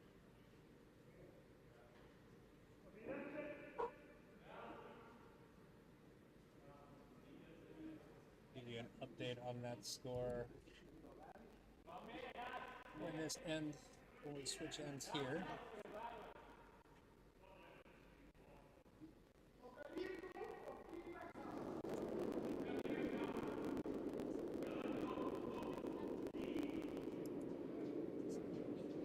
Just another guard here. 6. Oh, they're playing around the inside, so I think they're willing to let that one over on the ball side be open. Interesting play, unfortunately, this one just biting on the backside.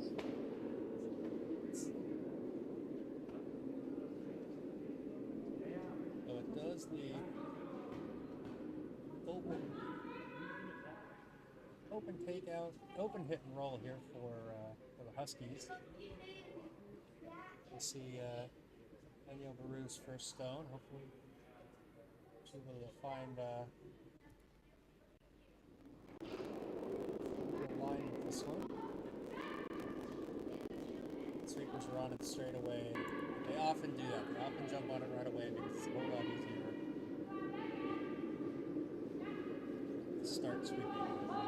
Start sweeping and then stop. It's gonna roll over and they're gonna get that deep enough. Ooh.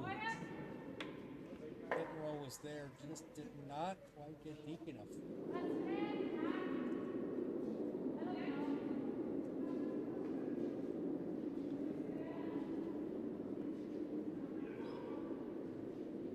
That is gonna give Daddy's Cooler one opportunity to hit and roll and get underneath. Get underneath there and kind of force Huskies to just draw for one. Really want to get rid. First job, get rid of this. Because whether the shooter sticks or not, they're still drawing for one. So prime objective, get rid of this.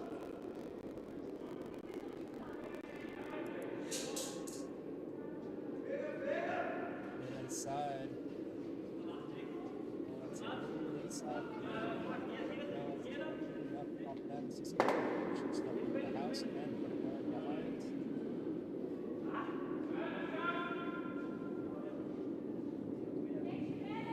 So all the Huskies going to do is just get into the white. Don't have to do anything fancy, just got to make sure it's down there. 2 points are theirs.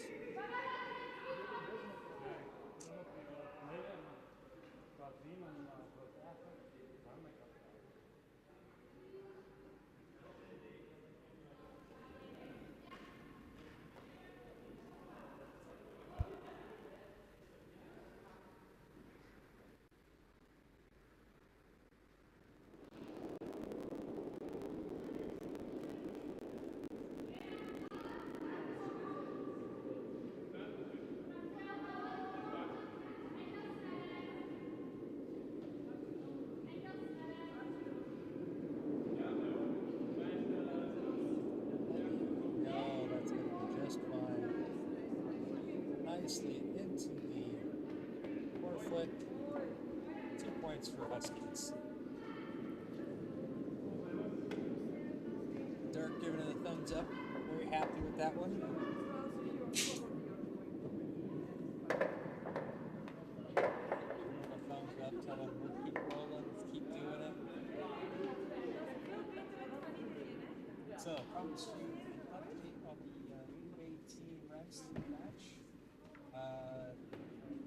At the break, it was U18's 3, Rams team 1. Looks like the U18s have a lot of shot in the set. Rams team does have the opportunity to possibly promote and still maybe get in it as well. Now they're playing far into the ice, so I am only able to see this from about 50 meters away. My eyes aren't really as good as they used to be, so we'll see if I'm right for that. It's very likely we've had that.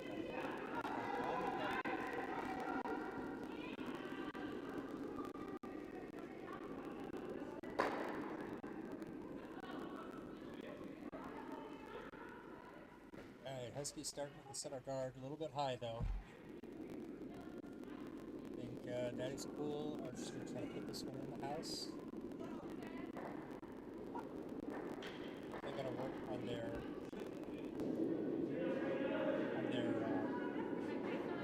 weight control. They're just really struggling with getting it straight right. Hopefully they're going to take Peter's advice and just put things in the house. Not bad. A little bit of an extra curl there at the end, so still open though. Still sitting exposed. I believe Kara should be able to get to this, possibly hit and roll underneath her own. Oops.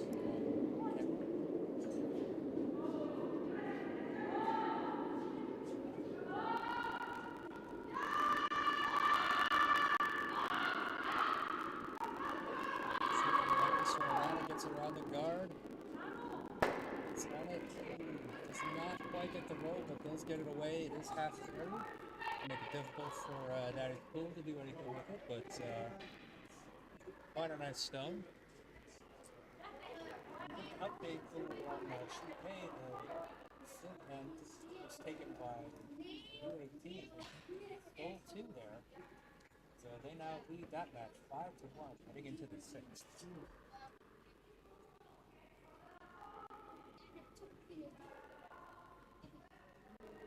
Here looking for Mats to just take that one out, try to get rid of it.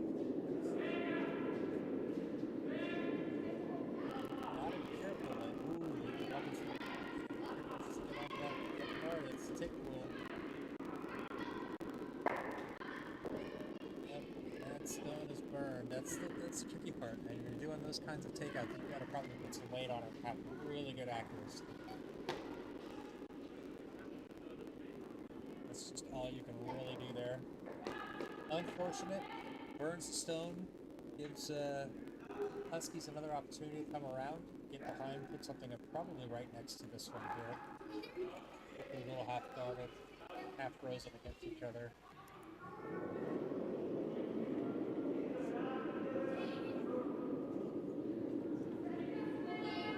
Kind of flashing sign indicated it was outside. Speed, you don't want to leave this one open.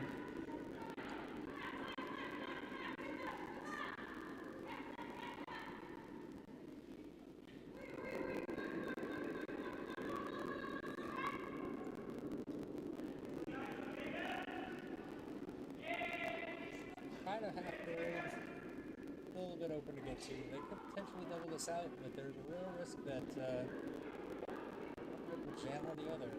Actually be in a better position.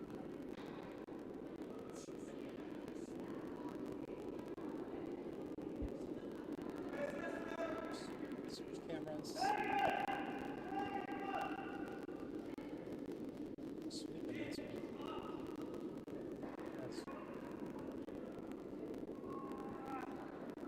why they were sweeping that. They want to let the ball into it.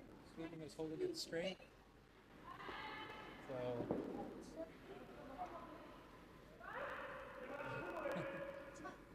Dirk is really hard.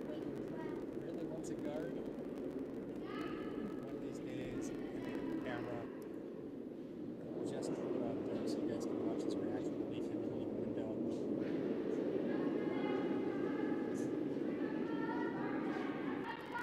The intensity, the animation.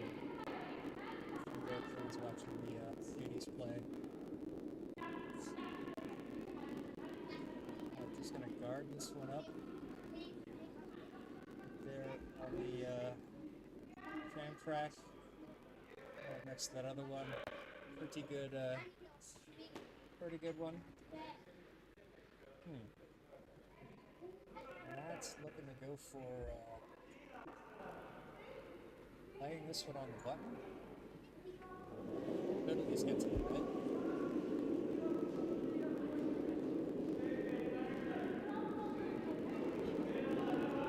Sweep indicating a tie, and that's echoing that statement. That is a little fast, so that is going to stay outside. No? Not as high as they thought. Really, okay. Leave it to me to press the sweeper. Not me crash tag wrong this time. But it does fit position that Huskies can make a roll.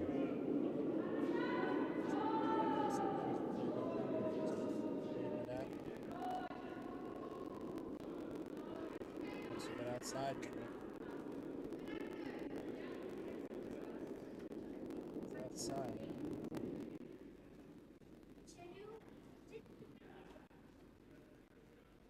Ooh.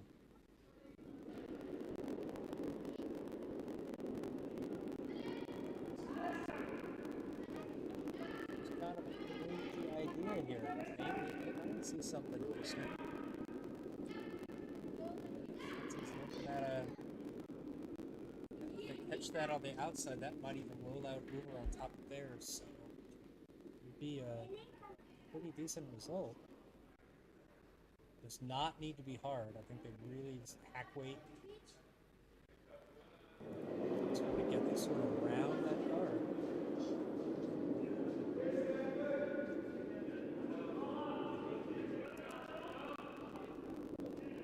Looks like it might be a little bit outside, a little bit heavier than he needed it.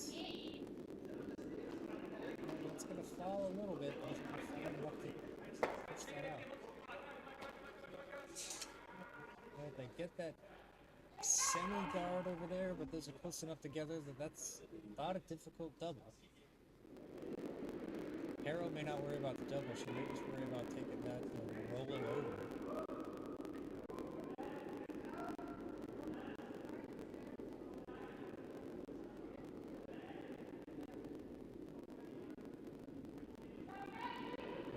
She's just going to want to hit on that inside edge of the nose. Try to have this roll over underneath all the guards there.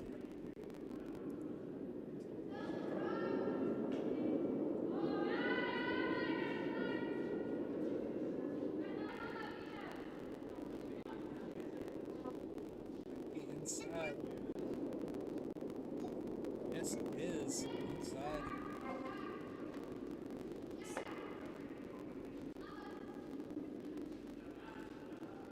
That is cool, the opportunity here. They can get off this, they can get onto that right in the back there.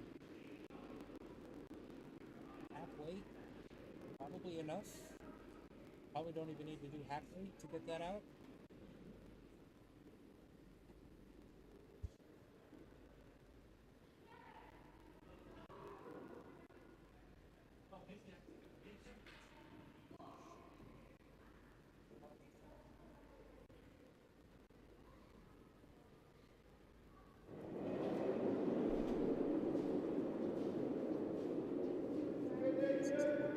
Hasn't set this one down with too much pace.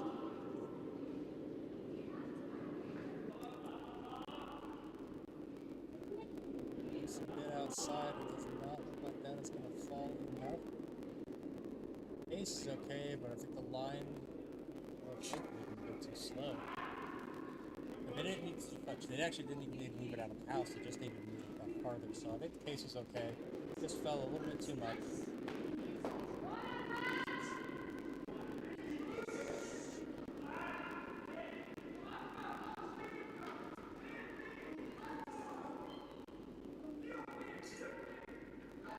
See Caro setting up here. She's going to try to double these out and potentially roll her, or potentially roll the shooter over underneath something.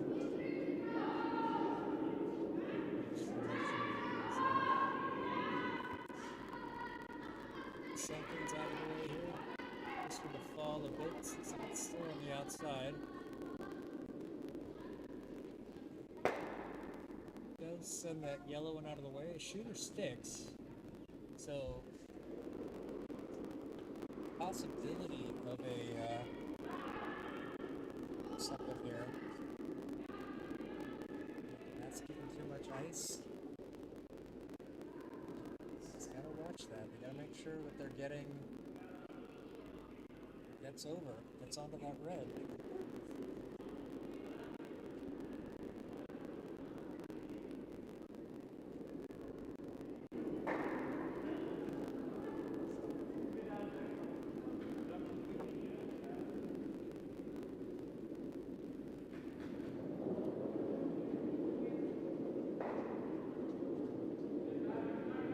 Doesn't need to be hard.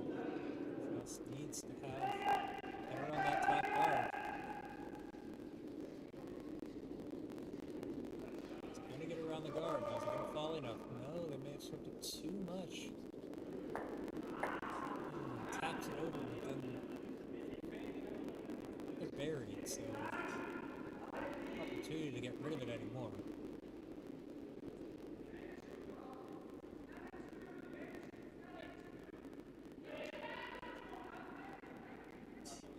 Arrow just taking a quick survey to see if our two reds were inside of that yellow in the back.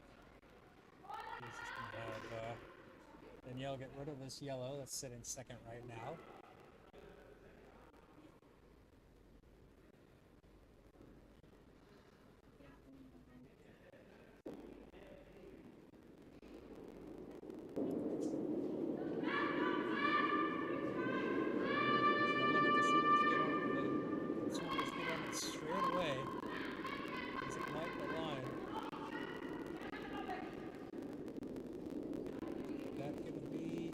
Inside, that is going to be too far inside.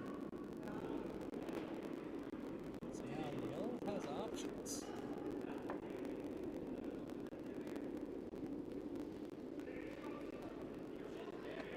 I don't know.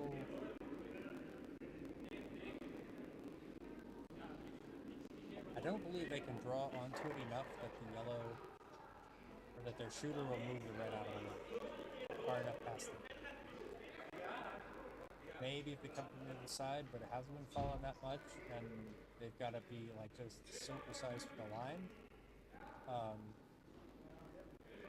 They could try to hit and roll off of either the yellow or the red over there on the open side. Either of those would be tricky shots.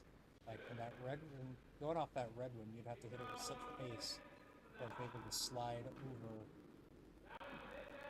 inside the red. So I think the play here is just to try to draw to the red. Get it? Get even biting the forefoot a little bit.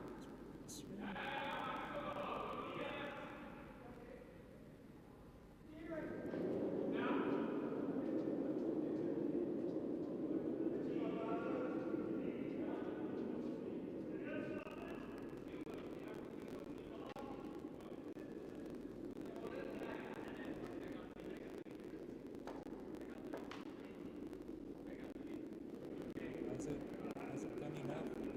Oh, they needed to sweep that onto that yellow. Oh, that's a mistake. That's unfortunate. They needed to sweep that one onto the yellow. Have it roll over. That's just didn't see it. So 1 for Blue Huskies there. Let's see. It is 5-1 over on sheet A. They are playing the 6th end of the just about to get to Skip Stone's action. So the way I see the house right now, Ramsey lies 2, but they're both at the they're out on the 12-foot on the front and back, and so but it's very crowded up front. I really wish I had a way to get a camera angle over there. Let me see if maybe I can change this one. So there you go. That's how once the lights. The problem is it's focusing on the lights, so.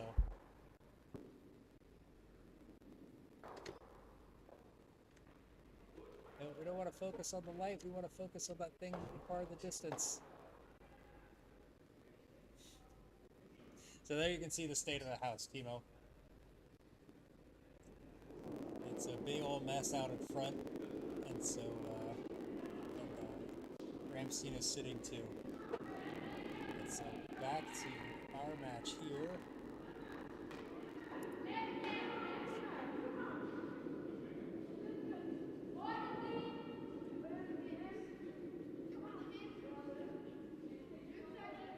Let's bring this one right down onto the top of the 4-foot.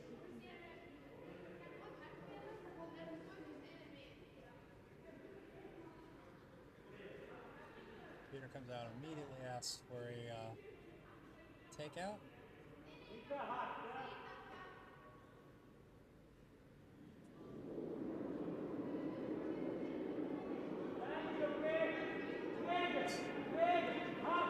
This was a bit inside. Didn't fall too much. Need more weight to come down that center line and try to hold it straight. It's not quite heavy enough.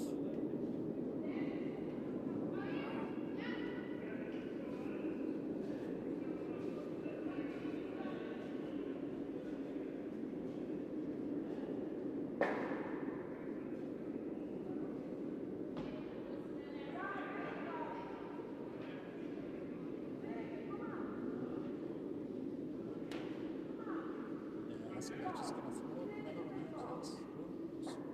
Dirt doesn't want this one, but it's a stop. Sweeping too deep, too much. It's going to set up a double here.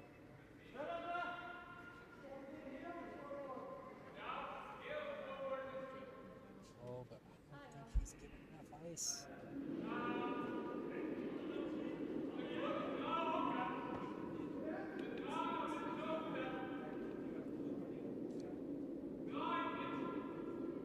Okay, he's moved a little bit over. See the ice set up.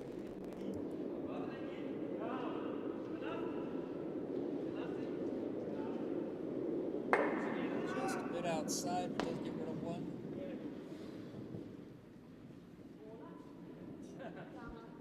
Oh, U18s are winning, Timo.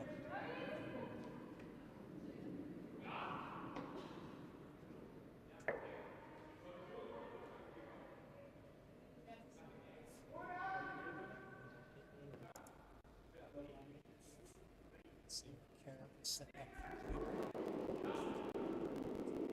Another guard over the one in the house, just there. I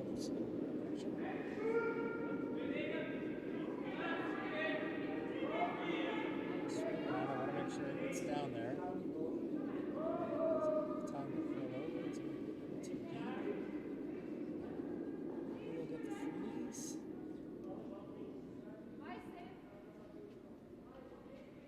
Quite a freeze.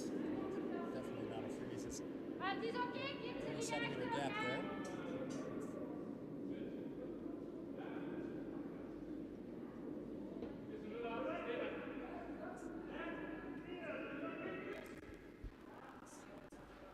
Matt's looking to have something come around. They want to try to. There's still room to get behind those two reds. That's what he's tapping at.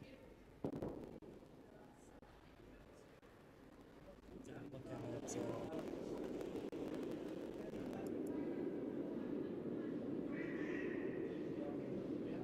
smart here. Don't necessarily need to get those two out of the way. They can get behind it, but this one's looking pretty wide for that. I don't think it's gonna curl. Hasn't been curling that much tonight. It's also a bit outside. It's to be light. Could come into play.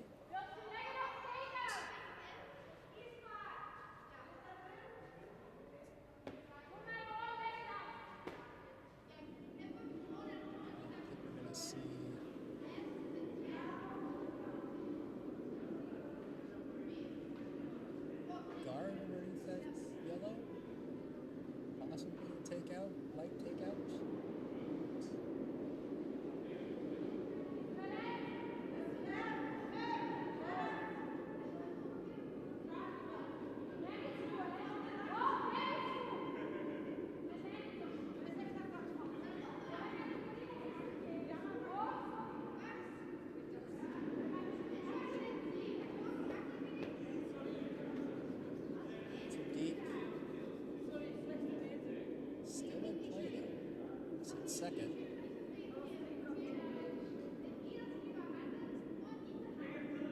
Still gonna try to get this underneath those two guards, those two reds in the house.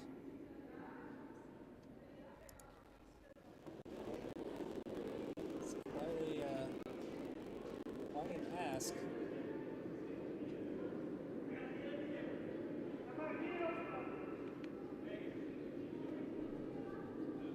Outside and definitely not enough weight. Might get a little bit of a tap back. It's not going to get deep enough though.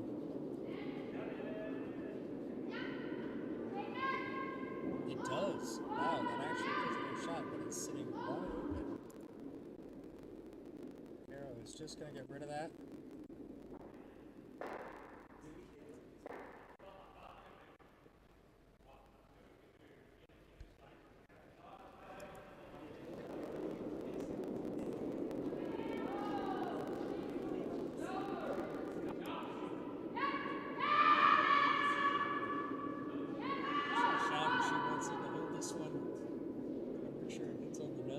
Possibly outside, so we can roll over.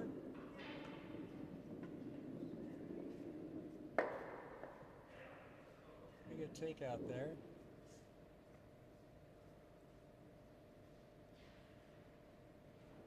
Fortunately, I have yet to write down a single shot per shot of the match. Some decent ones, but it's supposed to be good.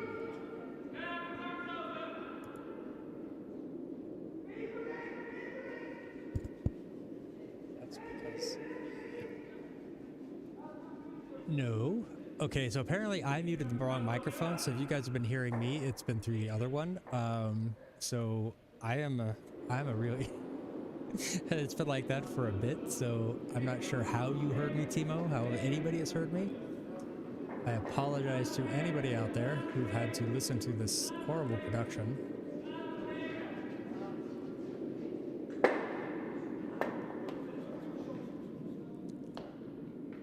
A nice double out there from Daddy's Cool. Gets underneath between those two reds there.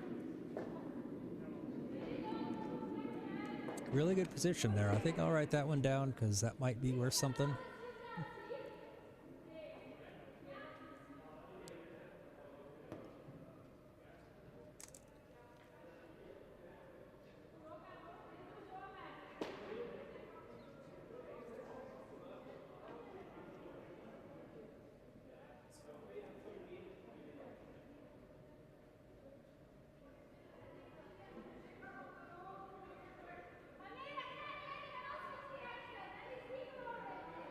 All right, so some options to contemplate here for Caro. Trying to figure out what she needs to do. I don't think there's really any point of trying to get that yellow out of the way. Maybe they can just drop something in behind it. They'll give them lots of backing there.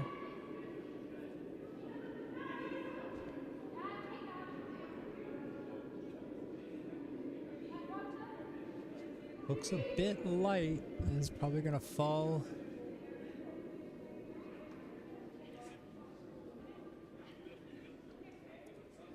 freeze up against that bunch there. They were hoping they could sweep that in and tap it and roll a little bit further out to the towards the wall.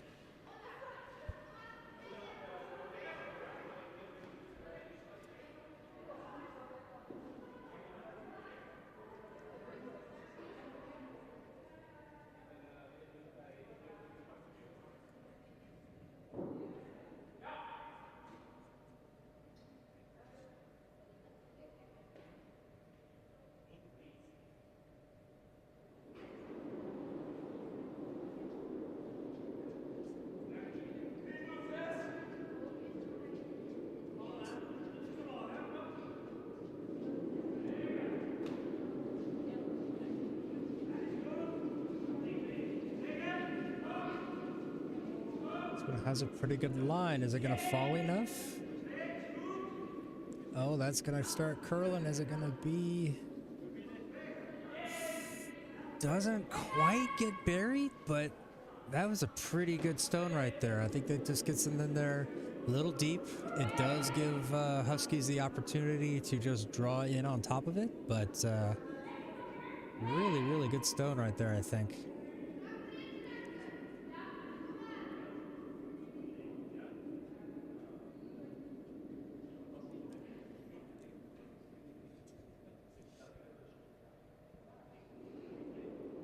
Let's see if Huskies can come back and match that stone. They do not have the hammer, so they actually do want to just like bury this one right on top of it. This looks a bit inside. Is that going to have the weight to get past it? Are they going to be able to sweep this past the guards?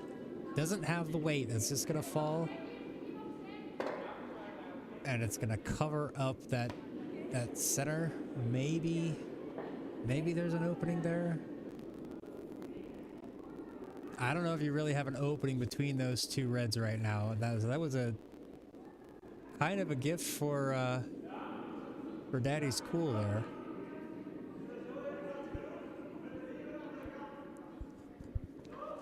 Not much to work with, but do you take the one? I don't know. They've got... It's the 7th end. There's only one after this. Do they want to be down 1 or down 2? Down 1 or down 2 or less, even if they can even this up right now, but that's going to be tricky with that red where it is. They're going to want to try to score a second one. I think that's something they're going to need, because it's like try to cut that gap as much as they can, because they will not have the hammer going into the last end. So see what I'd say we can see what Mats is looking at, but he happened to go down right in front of the thing. So yeah, he's looking at that gap between those two red stones. My guess, if I was a guessing man, which I am because I'm still often wrong, so he's gonna want to try to do something with this, with that red closest to the wall, or he's gonna try to draw around. We're gonna find out. Could potentially even tap this yellow back, but I don't think it'll have the line. So maybe he is just playing. Appears to be the tap back option. Unfortunately, it's not going to give them the angle in that they needed.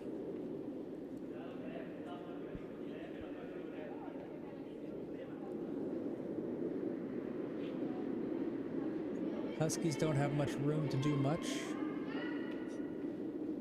And to be honest, I don't think they really need to try anything risky here. I think they just need to make sure that they don't open it up and give Daddy's Coolest chance to score two or more.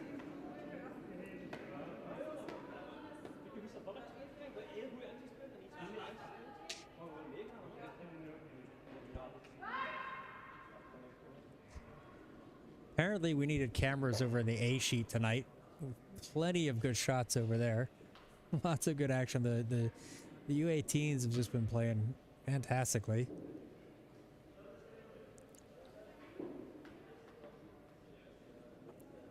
So Santa Claus, what I would like is 4 more Cameras, please, to put on the different sheets. Thank you very much. I've been a good boy.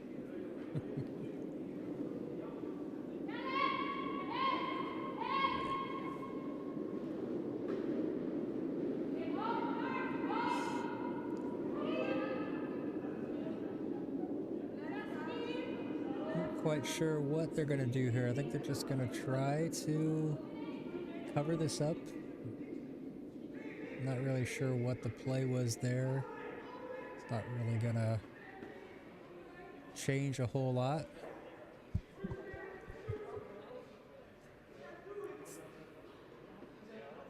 Daddies don't have many options. I don't think they can curl it around that top guard and actually get enough into the red. It's just not been falling that much, so that's what they might be trying.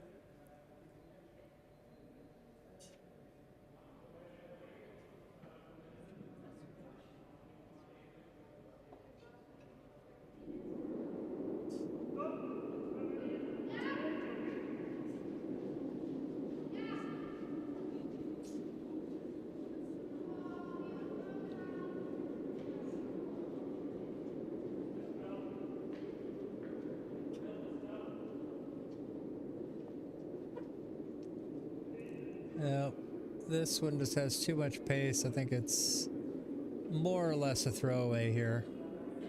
I don't think they were really trying to do much with it. Knocks theirs out. Oh no, wait, that was the last end. Oh my god, okay, I didn't forget lose track of the stones tonight. I actually lost track of the ends. So they actually needed to score 3 anyway, so that didn't matter. One for Daddy's Cool. And good win for the Huskies. A little bit shaky at times. Big strong start. Still have lots of curling left this weekend for them. Daddy's Cool. They hung in there. Boy, they got a lot of work to do though. They were just not finding their weights correctly. Really, really struggled there. I would switch it over. Let me see if I can pan over to the A sheet, but I don't really think I can see it from this camera. Nope, lights are directly in the way. And if I do the other camera, I can almost see it. Oh, there we go.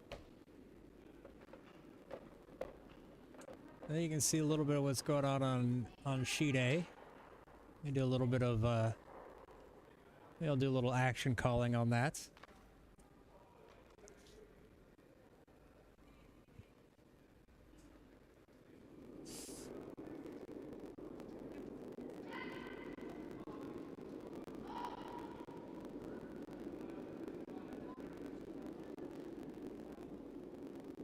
But before we get into the action over there, this is still a quick roundup over on this sheet. So, in the end, in finals was Daddy's Cool 8, Blue Huskies 10. The Huskies taking away the big win, starting out strong. Kind of give up a little bit of a forerunner of their own on the middle, a little bit shaky, not quite hitting some of their shots, but they did enough to hold on tonight. Hopefully they just use this to build momentum going into the weekend. They have 2 matches tomorrow, 2 matches on Sunday. They really want to move themselves up the leaderboard, but they really want to get positioned or ready for the European Championships coming up. So hopefully this gives them something to build off of. You know, still some things to learn from, still some mistakes made, but still something they can use to build off this weekend. Use this momentum to go up further. Daddy's Cool. You know, they fought, they held in, they struggled a little bit. They've got some work to do of their own, but you know, it's still not bad for a first year team, only a few months under their belt. And you know, so there we go. So we'll do a little live look-in. We'll do a couple of minutes, a few minutes over looking at on sheet A. We'll finish out this end for you. So at the moment, they are going in, this is the 7th end, and U18s are leading 5-4. And see, the U18s are red, so it looks like we've got. They're gonna be trying to get this around. I think Merita wants to clear open that guard, but this one is coming down a little bit light. I don't think it is going to get across the hog line. No, it does not. So trying to count how many stones are left. I can't quite see. Let me see if I can mess with the other camera to get any kind of angle on anything. Oh no, whoops, that's the wrong. That was the one we needed. Sorry. Actually, I can open this up a bit more so you can get a bit more of the house and the lights there. And let me see what I can do with the other camera. Do I have an angle anywhere on the throwers? Nope. Alright, we're gonna try to widen this out and see what I can see. Alright.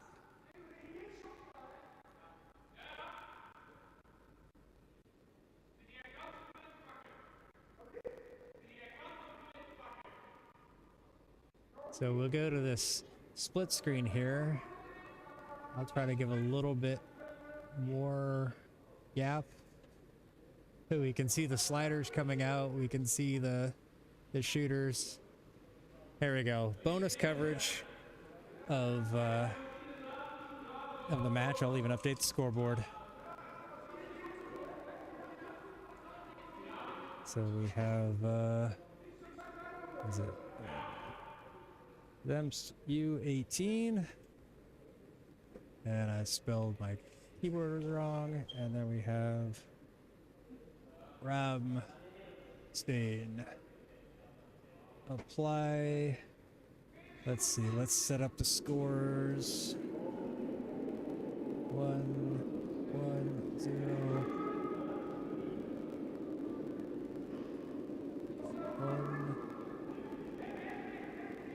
1. Would probably just been better to reset.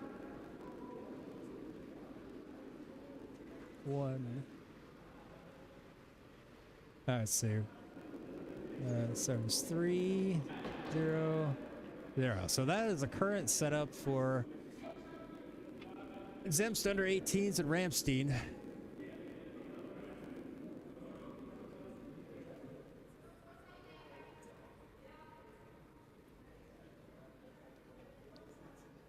Could you imagine if the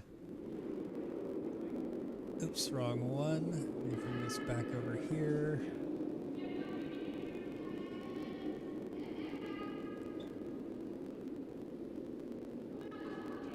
Could you imagine if this was how the the Euros was televised? Like, hey, we forgot to put a camera over the one sheet, but maybe we can peek in through the lights and the rafters. But hey, this is bonus coverage, so, you know, what do you expect? Just a big mess out in front of the house. Really not many options for the under 18s to get in there. They are holding Ramstein to 1, so it would give them hammer going into the last end drawn if it stays this way.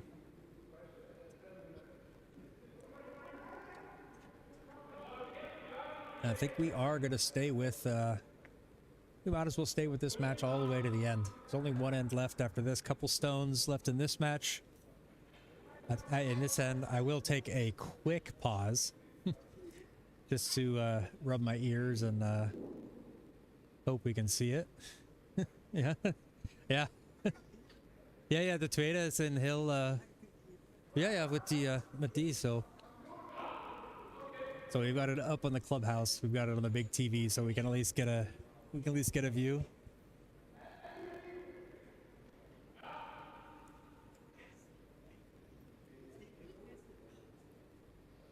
Lots of thinking over on this stone. This Maklik, yeah. No, so now Frank can see the other end a lot easier.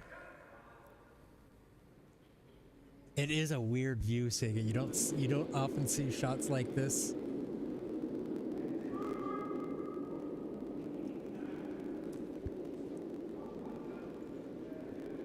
They're looking just to get rid of that red one out there. Or maybe bank in off it. It's coming inside. Is that going to squeeze them through? It does. They do just get it through.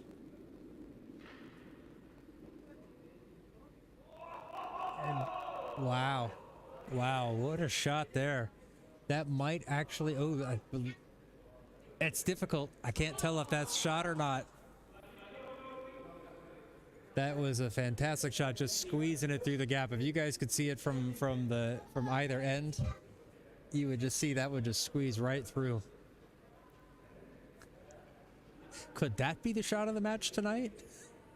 I don't think so, but it'd be really hard to tell. That would be a really awkward awkward shot to use, wouldn't it?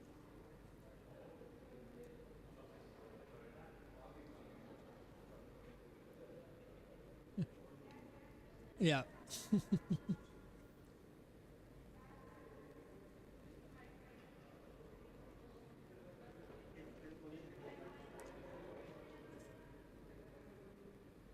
We really got those two yellows. It's really tight. I think the red might be. We'll zoom in a moment. Well, actually, we can zoom in right now while we're looking at it.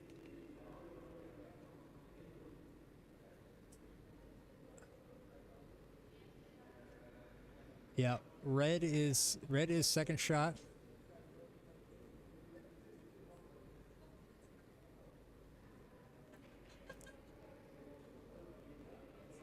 Oops, wrong way. I mean, it's a pretty incredible stow that they just threw. It was so tight getting through there, and just did not fall enough. They wanted it to get on top of that other yellow.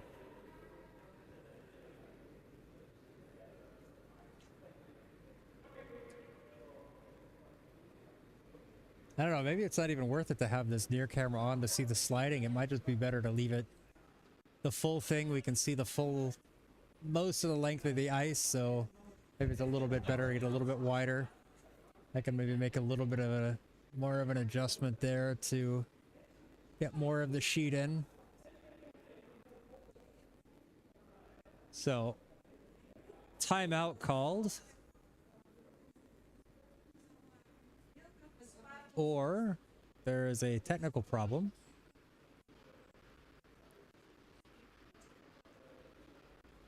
Frank has headed out into the thing. We do actually have a loose sensor wire over there that needs to get taken care of, and it's maybe somebody stepped on it.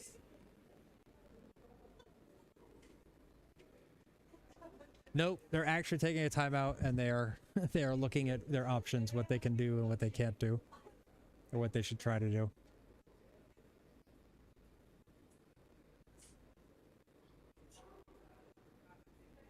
I don't know how the ice is falling, but it still looks like they could still get to the button.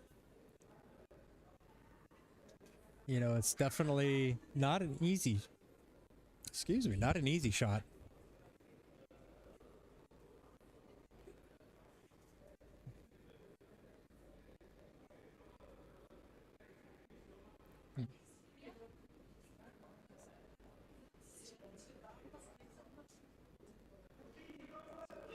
Really looking at everything here. Gonna take the full use of this timeout.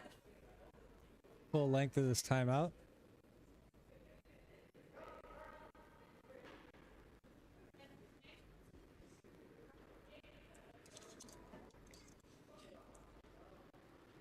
And I am really sorry that I spent 45 minutes talking into the wrong microphone. Hopefully you guys can still hear me. So maybe the microphones are sensitive enough. I saw it was picking up something, but it probably sounded like I was pretty far away. So I'm going to have to go back and listen to the VOD. All right, here she goes. Looks like they're kind of just throwing this one away. Looks a bit heavy. No, actually they're not heavy at all. So hashtag wrong again. We want to make sure this one does not accidentally promote a yellow one in. Nope. It's actually quite light. I think they are just we're just guarding it. No, they actually, Myrta does not look happy. You guys can't see her. He's just off camera. A little disappointed with that shot.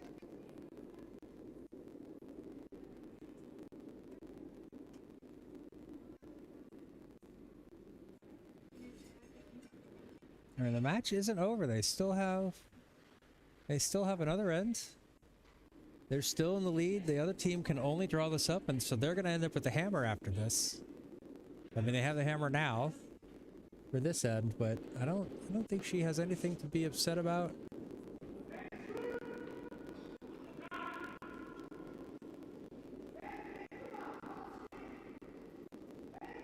They might be trying to shoot this gap again. Curls in a bit too much. It's a little bit light. And it's just gonna like tap in, so I don't think they're really worried about that. They want to leave, don't want to take the risk of moving anything out of the way. Let it sit.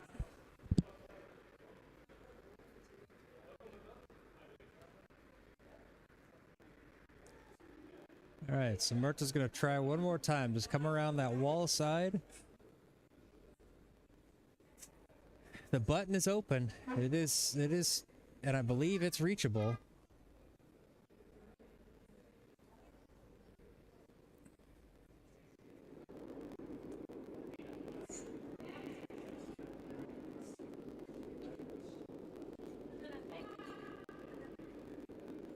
Alright, their sweepers are on it. They want to make sure it gets around this guard. Is it going to get there? No, unfortunately not. It's just going to be a bit inside. So they're going to look at this, but I'm pretty sure it's one for yellow. Yeah, one for yellow. It's up on the board. So they go into this last end tied 5-5. Zemps under 18s with the hammer. And I don't know how good of a they're going to be coming down towards this end. I don't know how good of an angle I'm going to have on the house, so we're going to give it a shot. And let's see what we can set up here. Yeah, unfortunately, the lights are just a little too low, so we're not going to get a great shot of it. I think this is going to be about the best I can do. Try to get a bit as much of that as possible. And near cam, well, we have a little bit better there from the near cam, so we do have a little bit more of an angle there. I'm not going to bother putting up the split. It's a little much. I mean, this is quite covered, but we'll at least be able to see the stones coming down.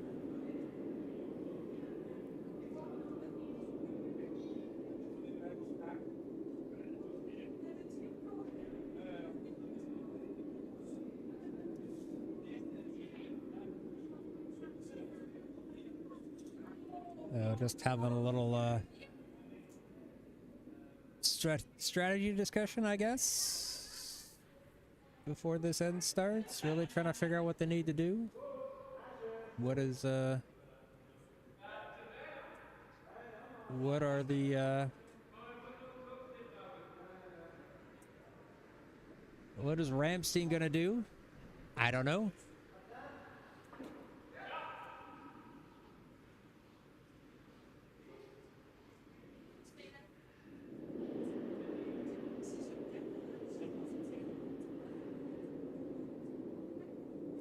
Martin is playing lead tonight, but he's also skipping. But he's had a bit of a back injury that's kind of slowed him down, so he's a bit slow to release. I imagine being out there in the cold is going to keep things a bit, might make things a little tight for him.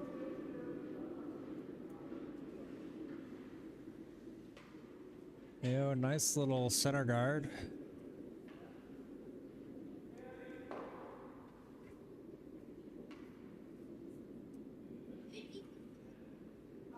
Now, see, this gives me a good use case for the to the club to raise the lights.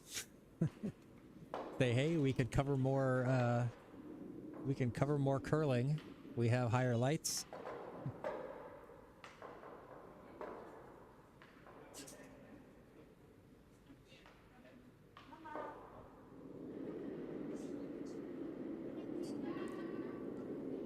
So Frauke's coming in. It looks like they're going straight into the house. We want to make sure this gets around that guard. They do not want to tick it because it is apparently on the center line. Not 100% sure. But ticked and promoted into the house, so I do not think that the other team is going to put it back. Hallo.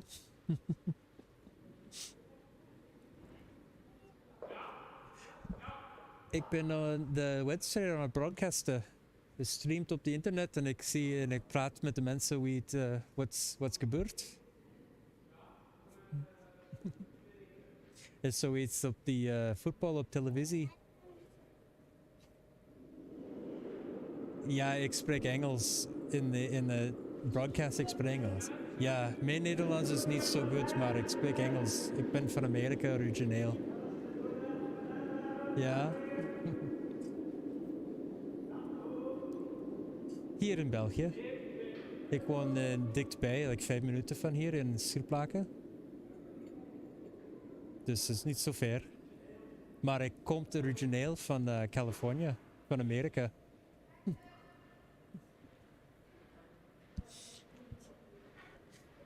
Got some young guests in the clubhouse get interested in what I'm doing, so just give them a little explanation. I think you guys can see what's going on the ice. So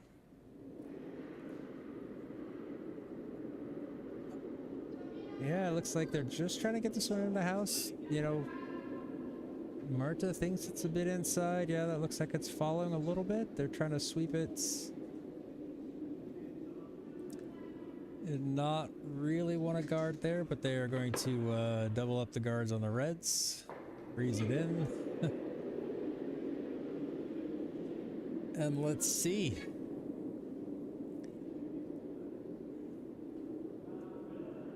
You definitely we have just passed, or just coming up on the 3 hours mark. You can tell that my voice is starting to get a little rough. I can always feel it. Tongue starts getting a little bit dry. Voice starts getting a little rough. It's always about that 3 hours. But we've got so much more curling this weekend. We've got 2 more matches tomorrow, and then 3 more on Sunday. Now, another super Sunday of curling. We got a Saturday doubleheader. We've got teams from Paris, Verdi. We have a team from Luxembourg, and we have Den Schrobeke's from the Netherlands, all coming into play this weekend. A truly international matchup. International matchups, excuse me. It's plural. All right, sweepers are getting on this one late. Really going to try to drag this one as far as they can. Just get this one slightly, towards the house.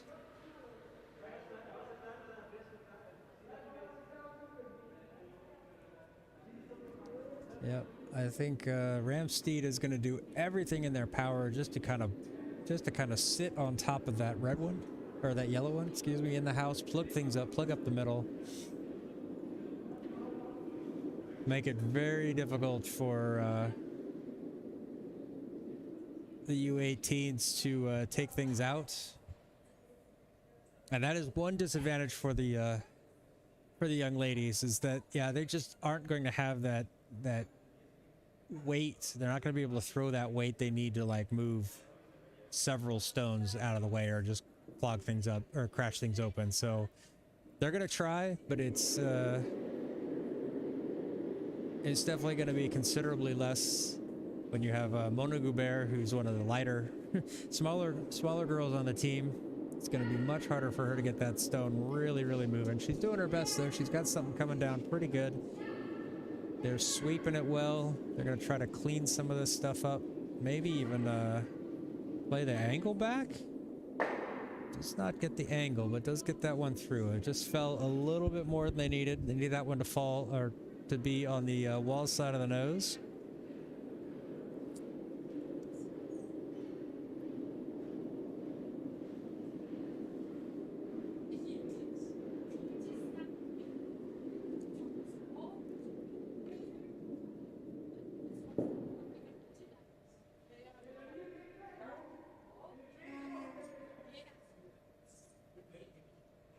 Seppa, the thrower coming up from Ramstein, he was throwing up his broom like he wanted to throw a guard.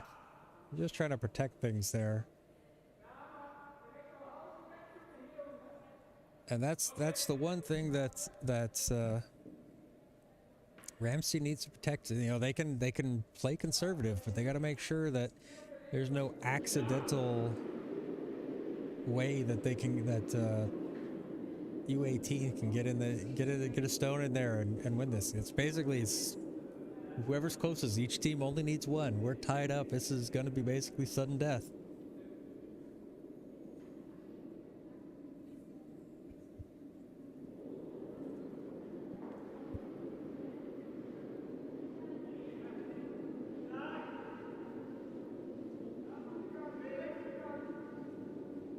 So just throwing out another guard up there. Just trying to make it more difficult for the U18s to get their stones in, but I still think they can come up the open side and get something onto the button. I don't know how the ice is turning though.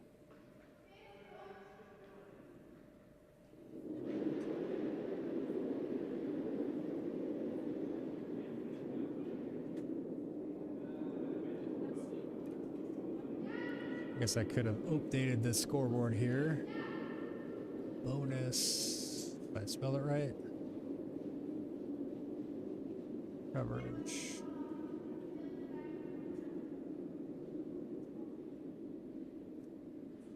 Oh, it's a little bit light.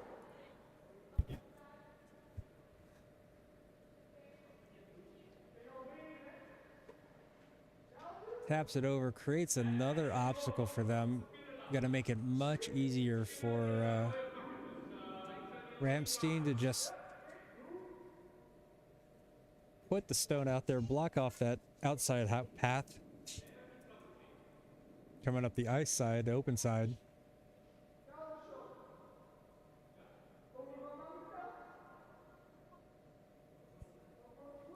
They're spending a lot of time thinking about some of these shots, to be honest. And some of these are, to me, are just kind of, it's a no-brainer. Just, they basically just want to get their elbows out. You know, what, I don't know what they see that they think that in that pile of stuff that the U18s could get something through. I really don't think there's much of a gap.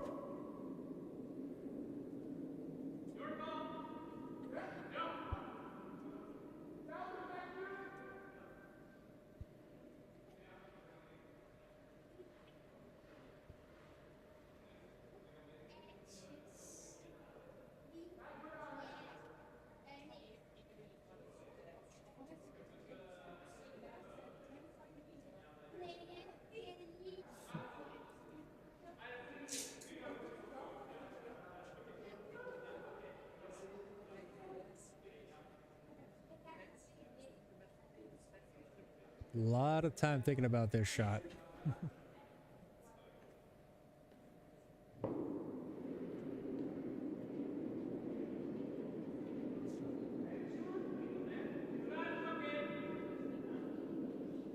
Appears to be inside. They're sweeping, but that's going to come up well short. Short of the hog line. Out of play. So, a little bit of a lifeline there for the U18s. I think they got to try to get one in there right now before the risk is, before that's all shut down.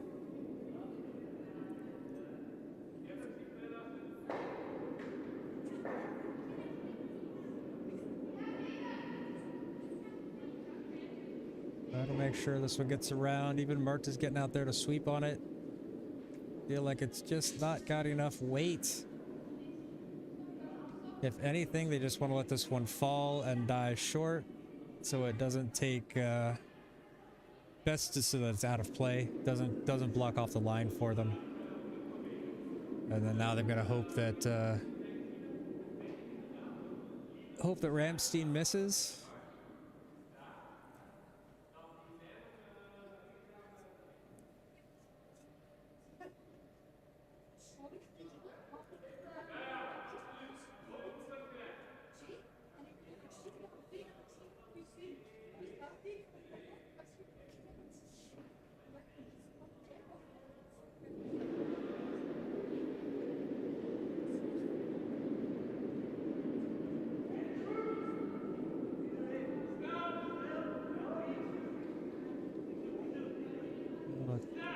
This one is definitely falling as well. It's definitely going to be a lot shorter than they want it to be. Way inside. Murta is already signaling. And it does not get over the hog line. So another lifeline for Murta and the girls. You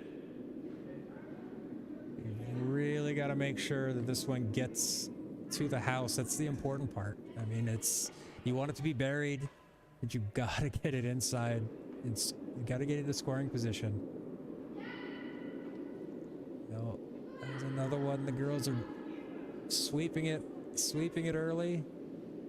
And it looks, it's too light.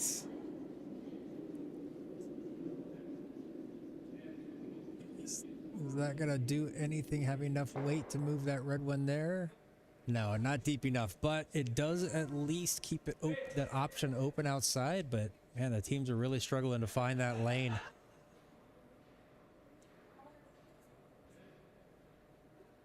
So now we're down to skip stones here in the 8th and final end.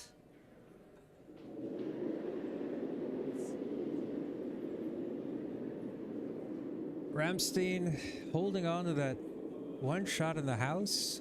One stone on the house, a big pile up in front of it, and just really that opening up the open ice side of the sheet, really, to get at that anything better. Ramstein doesn't really care if it gets into the house. All they want to do is block off the under 18s from getting any chance of getting onto that red.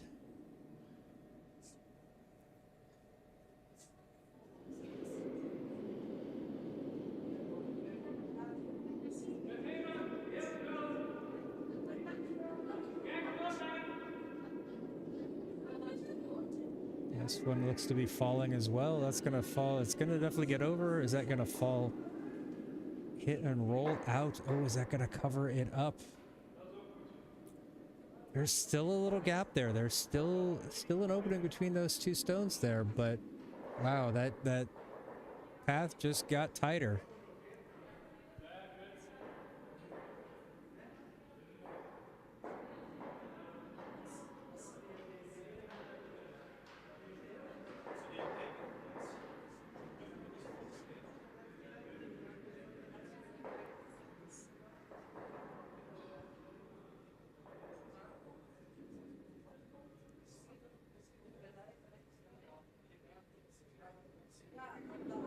I just realized the microphones out on the ice won't pick up nearly as much sound since they're not pointed directly at that other sheet, but really is getting something. That one appears to be inside too. What is this one going to do? Oh, they got something into the house, but not quite enough, but that does open up that other side for a potential hit and roll in. Now, the shooter on that one is open. There is still possible to promote it. So they've got two paths. Now Ramstein has to decide which one they're going to cover. Do they cover the tap through, or do they cover the hit and roll? It looks like they're going after that hit and roll. And try to use this themselves to get into the button.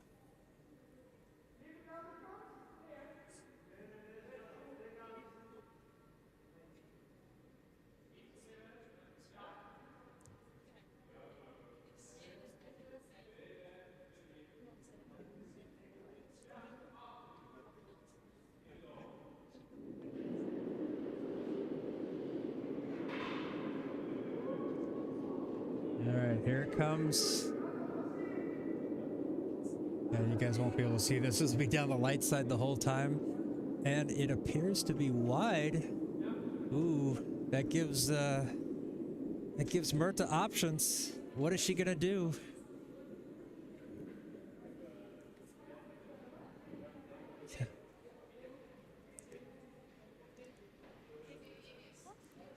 You got options, but it's like you can hear everybody in the clubhouse arguing about which option is best.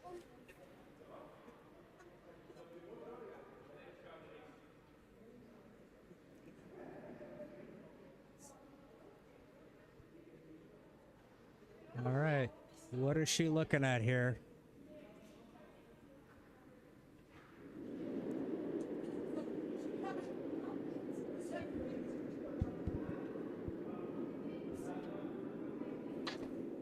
I can't tell if they're going to try to promote that top red one back or if they're going to try to tap in off of this that red one in the 12 foot with. Oh, I think she's going for the hit and roll or the tap. It just has to be, you know, crowd is going nuts. It just has to tap. Oh, no, so close. So close. Wow. We got the hit and roll. It just didn't roll enough. And an incredible match, incredible finish for that match. Ramstein pulls it out in the end with the steal of the last two ends. But that last stone was Murta was amazing. So close, and it even just kind of curled back in just out of the way. If it just kept spinning a little bit. Oh man, what an incredible finish to the end, to the match. Curling tonight. Let's see, clean myself up, put myself on camera really quick, and say thank you to everybody. So thank you very much, everybody who tuned in and watched. You know, we got a little bit of bonus coverage there at the end. The match with Daddy's Cool and Blue Huskies, you know, it was a bit of a sloppy affair, but you know, they was close to the end. Definitely want to see more curling like that. We love the scores close. We like it coming down to the very late. Really feel for Murta there. She gave it a really good shot, you know, good effort on that last shot, and she's terribly upset about losing that match, but I think she should keep her head up high. She stuck in it, you know. Yeah, they were leading early on, and then they gave up that big 3-end and then a couple of steals, and you know what, they're just going to learn from that and do that. So on that note, we're going to say goodbye, good night. We'll see you tomorrow at 2 o'clock. We have another match scheduled. I don't have the schedule up in front of me, so but I believe it is, let me take a look at the thing. I believe it's Huskies and Denstrobkas. It's Viri and Huskies. I'm not entirely sure. We'll get onto that. We'll hopefully have the standings updated. Pim will be joining me tomorrow evening, so it'll still be me solo for the afternoon. So until 2 o'clock tomorrow afternoon, I will say good night, goodbye, and thank you for watching. And the whole YouTube spiel, don't forget to like, subscribe, and ring the bell, blah, blah, blah. Follow us on Instagram. We post a lot of things there. That's where we've been posting all of our shots of the match. Also on our shorts here on YouTube. Post them on Twitter, but Twitter might be dead soon, so don't worry too much about that. Once again, thanks for watching. And I will see you guys tomorrow.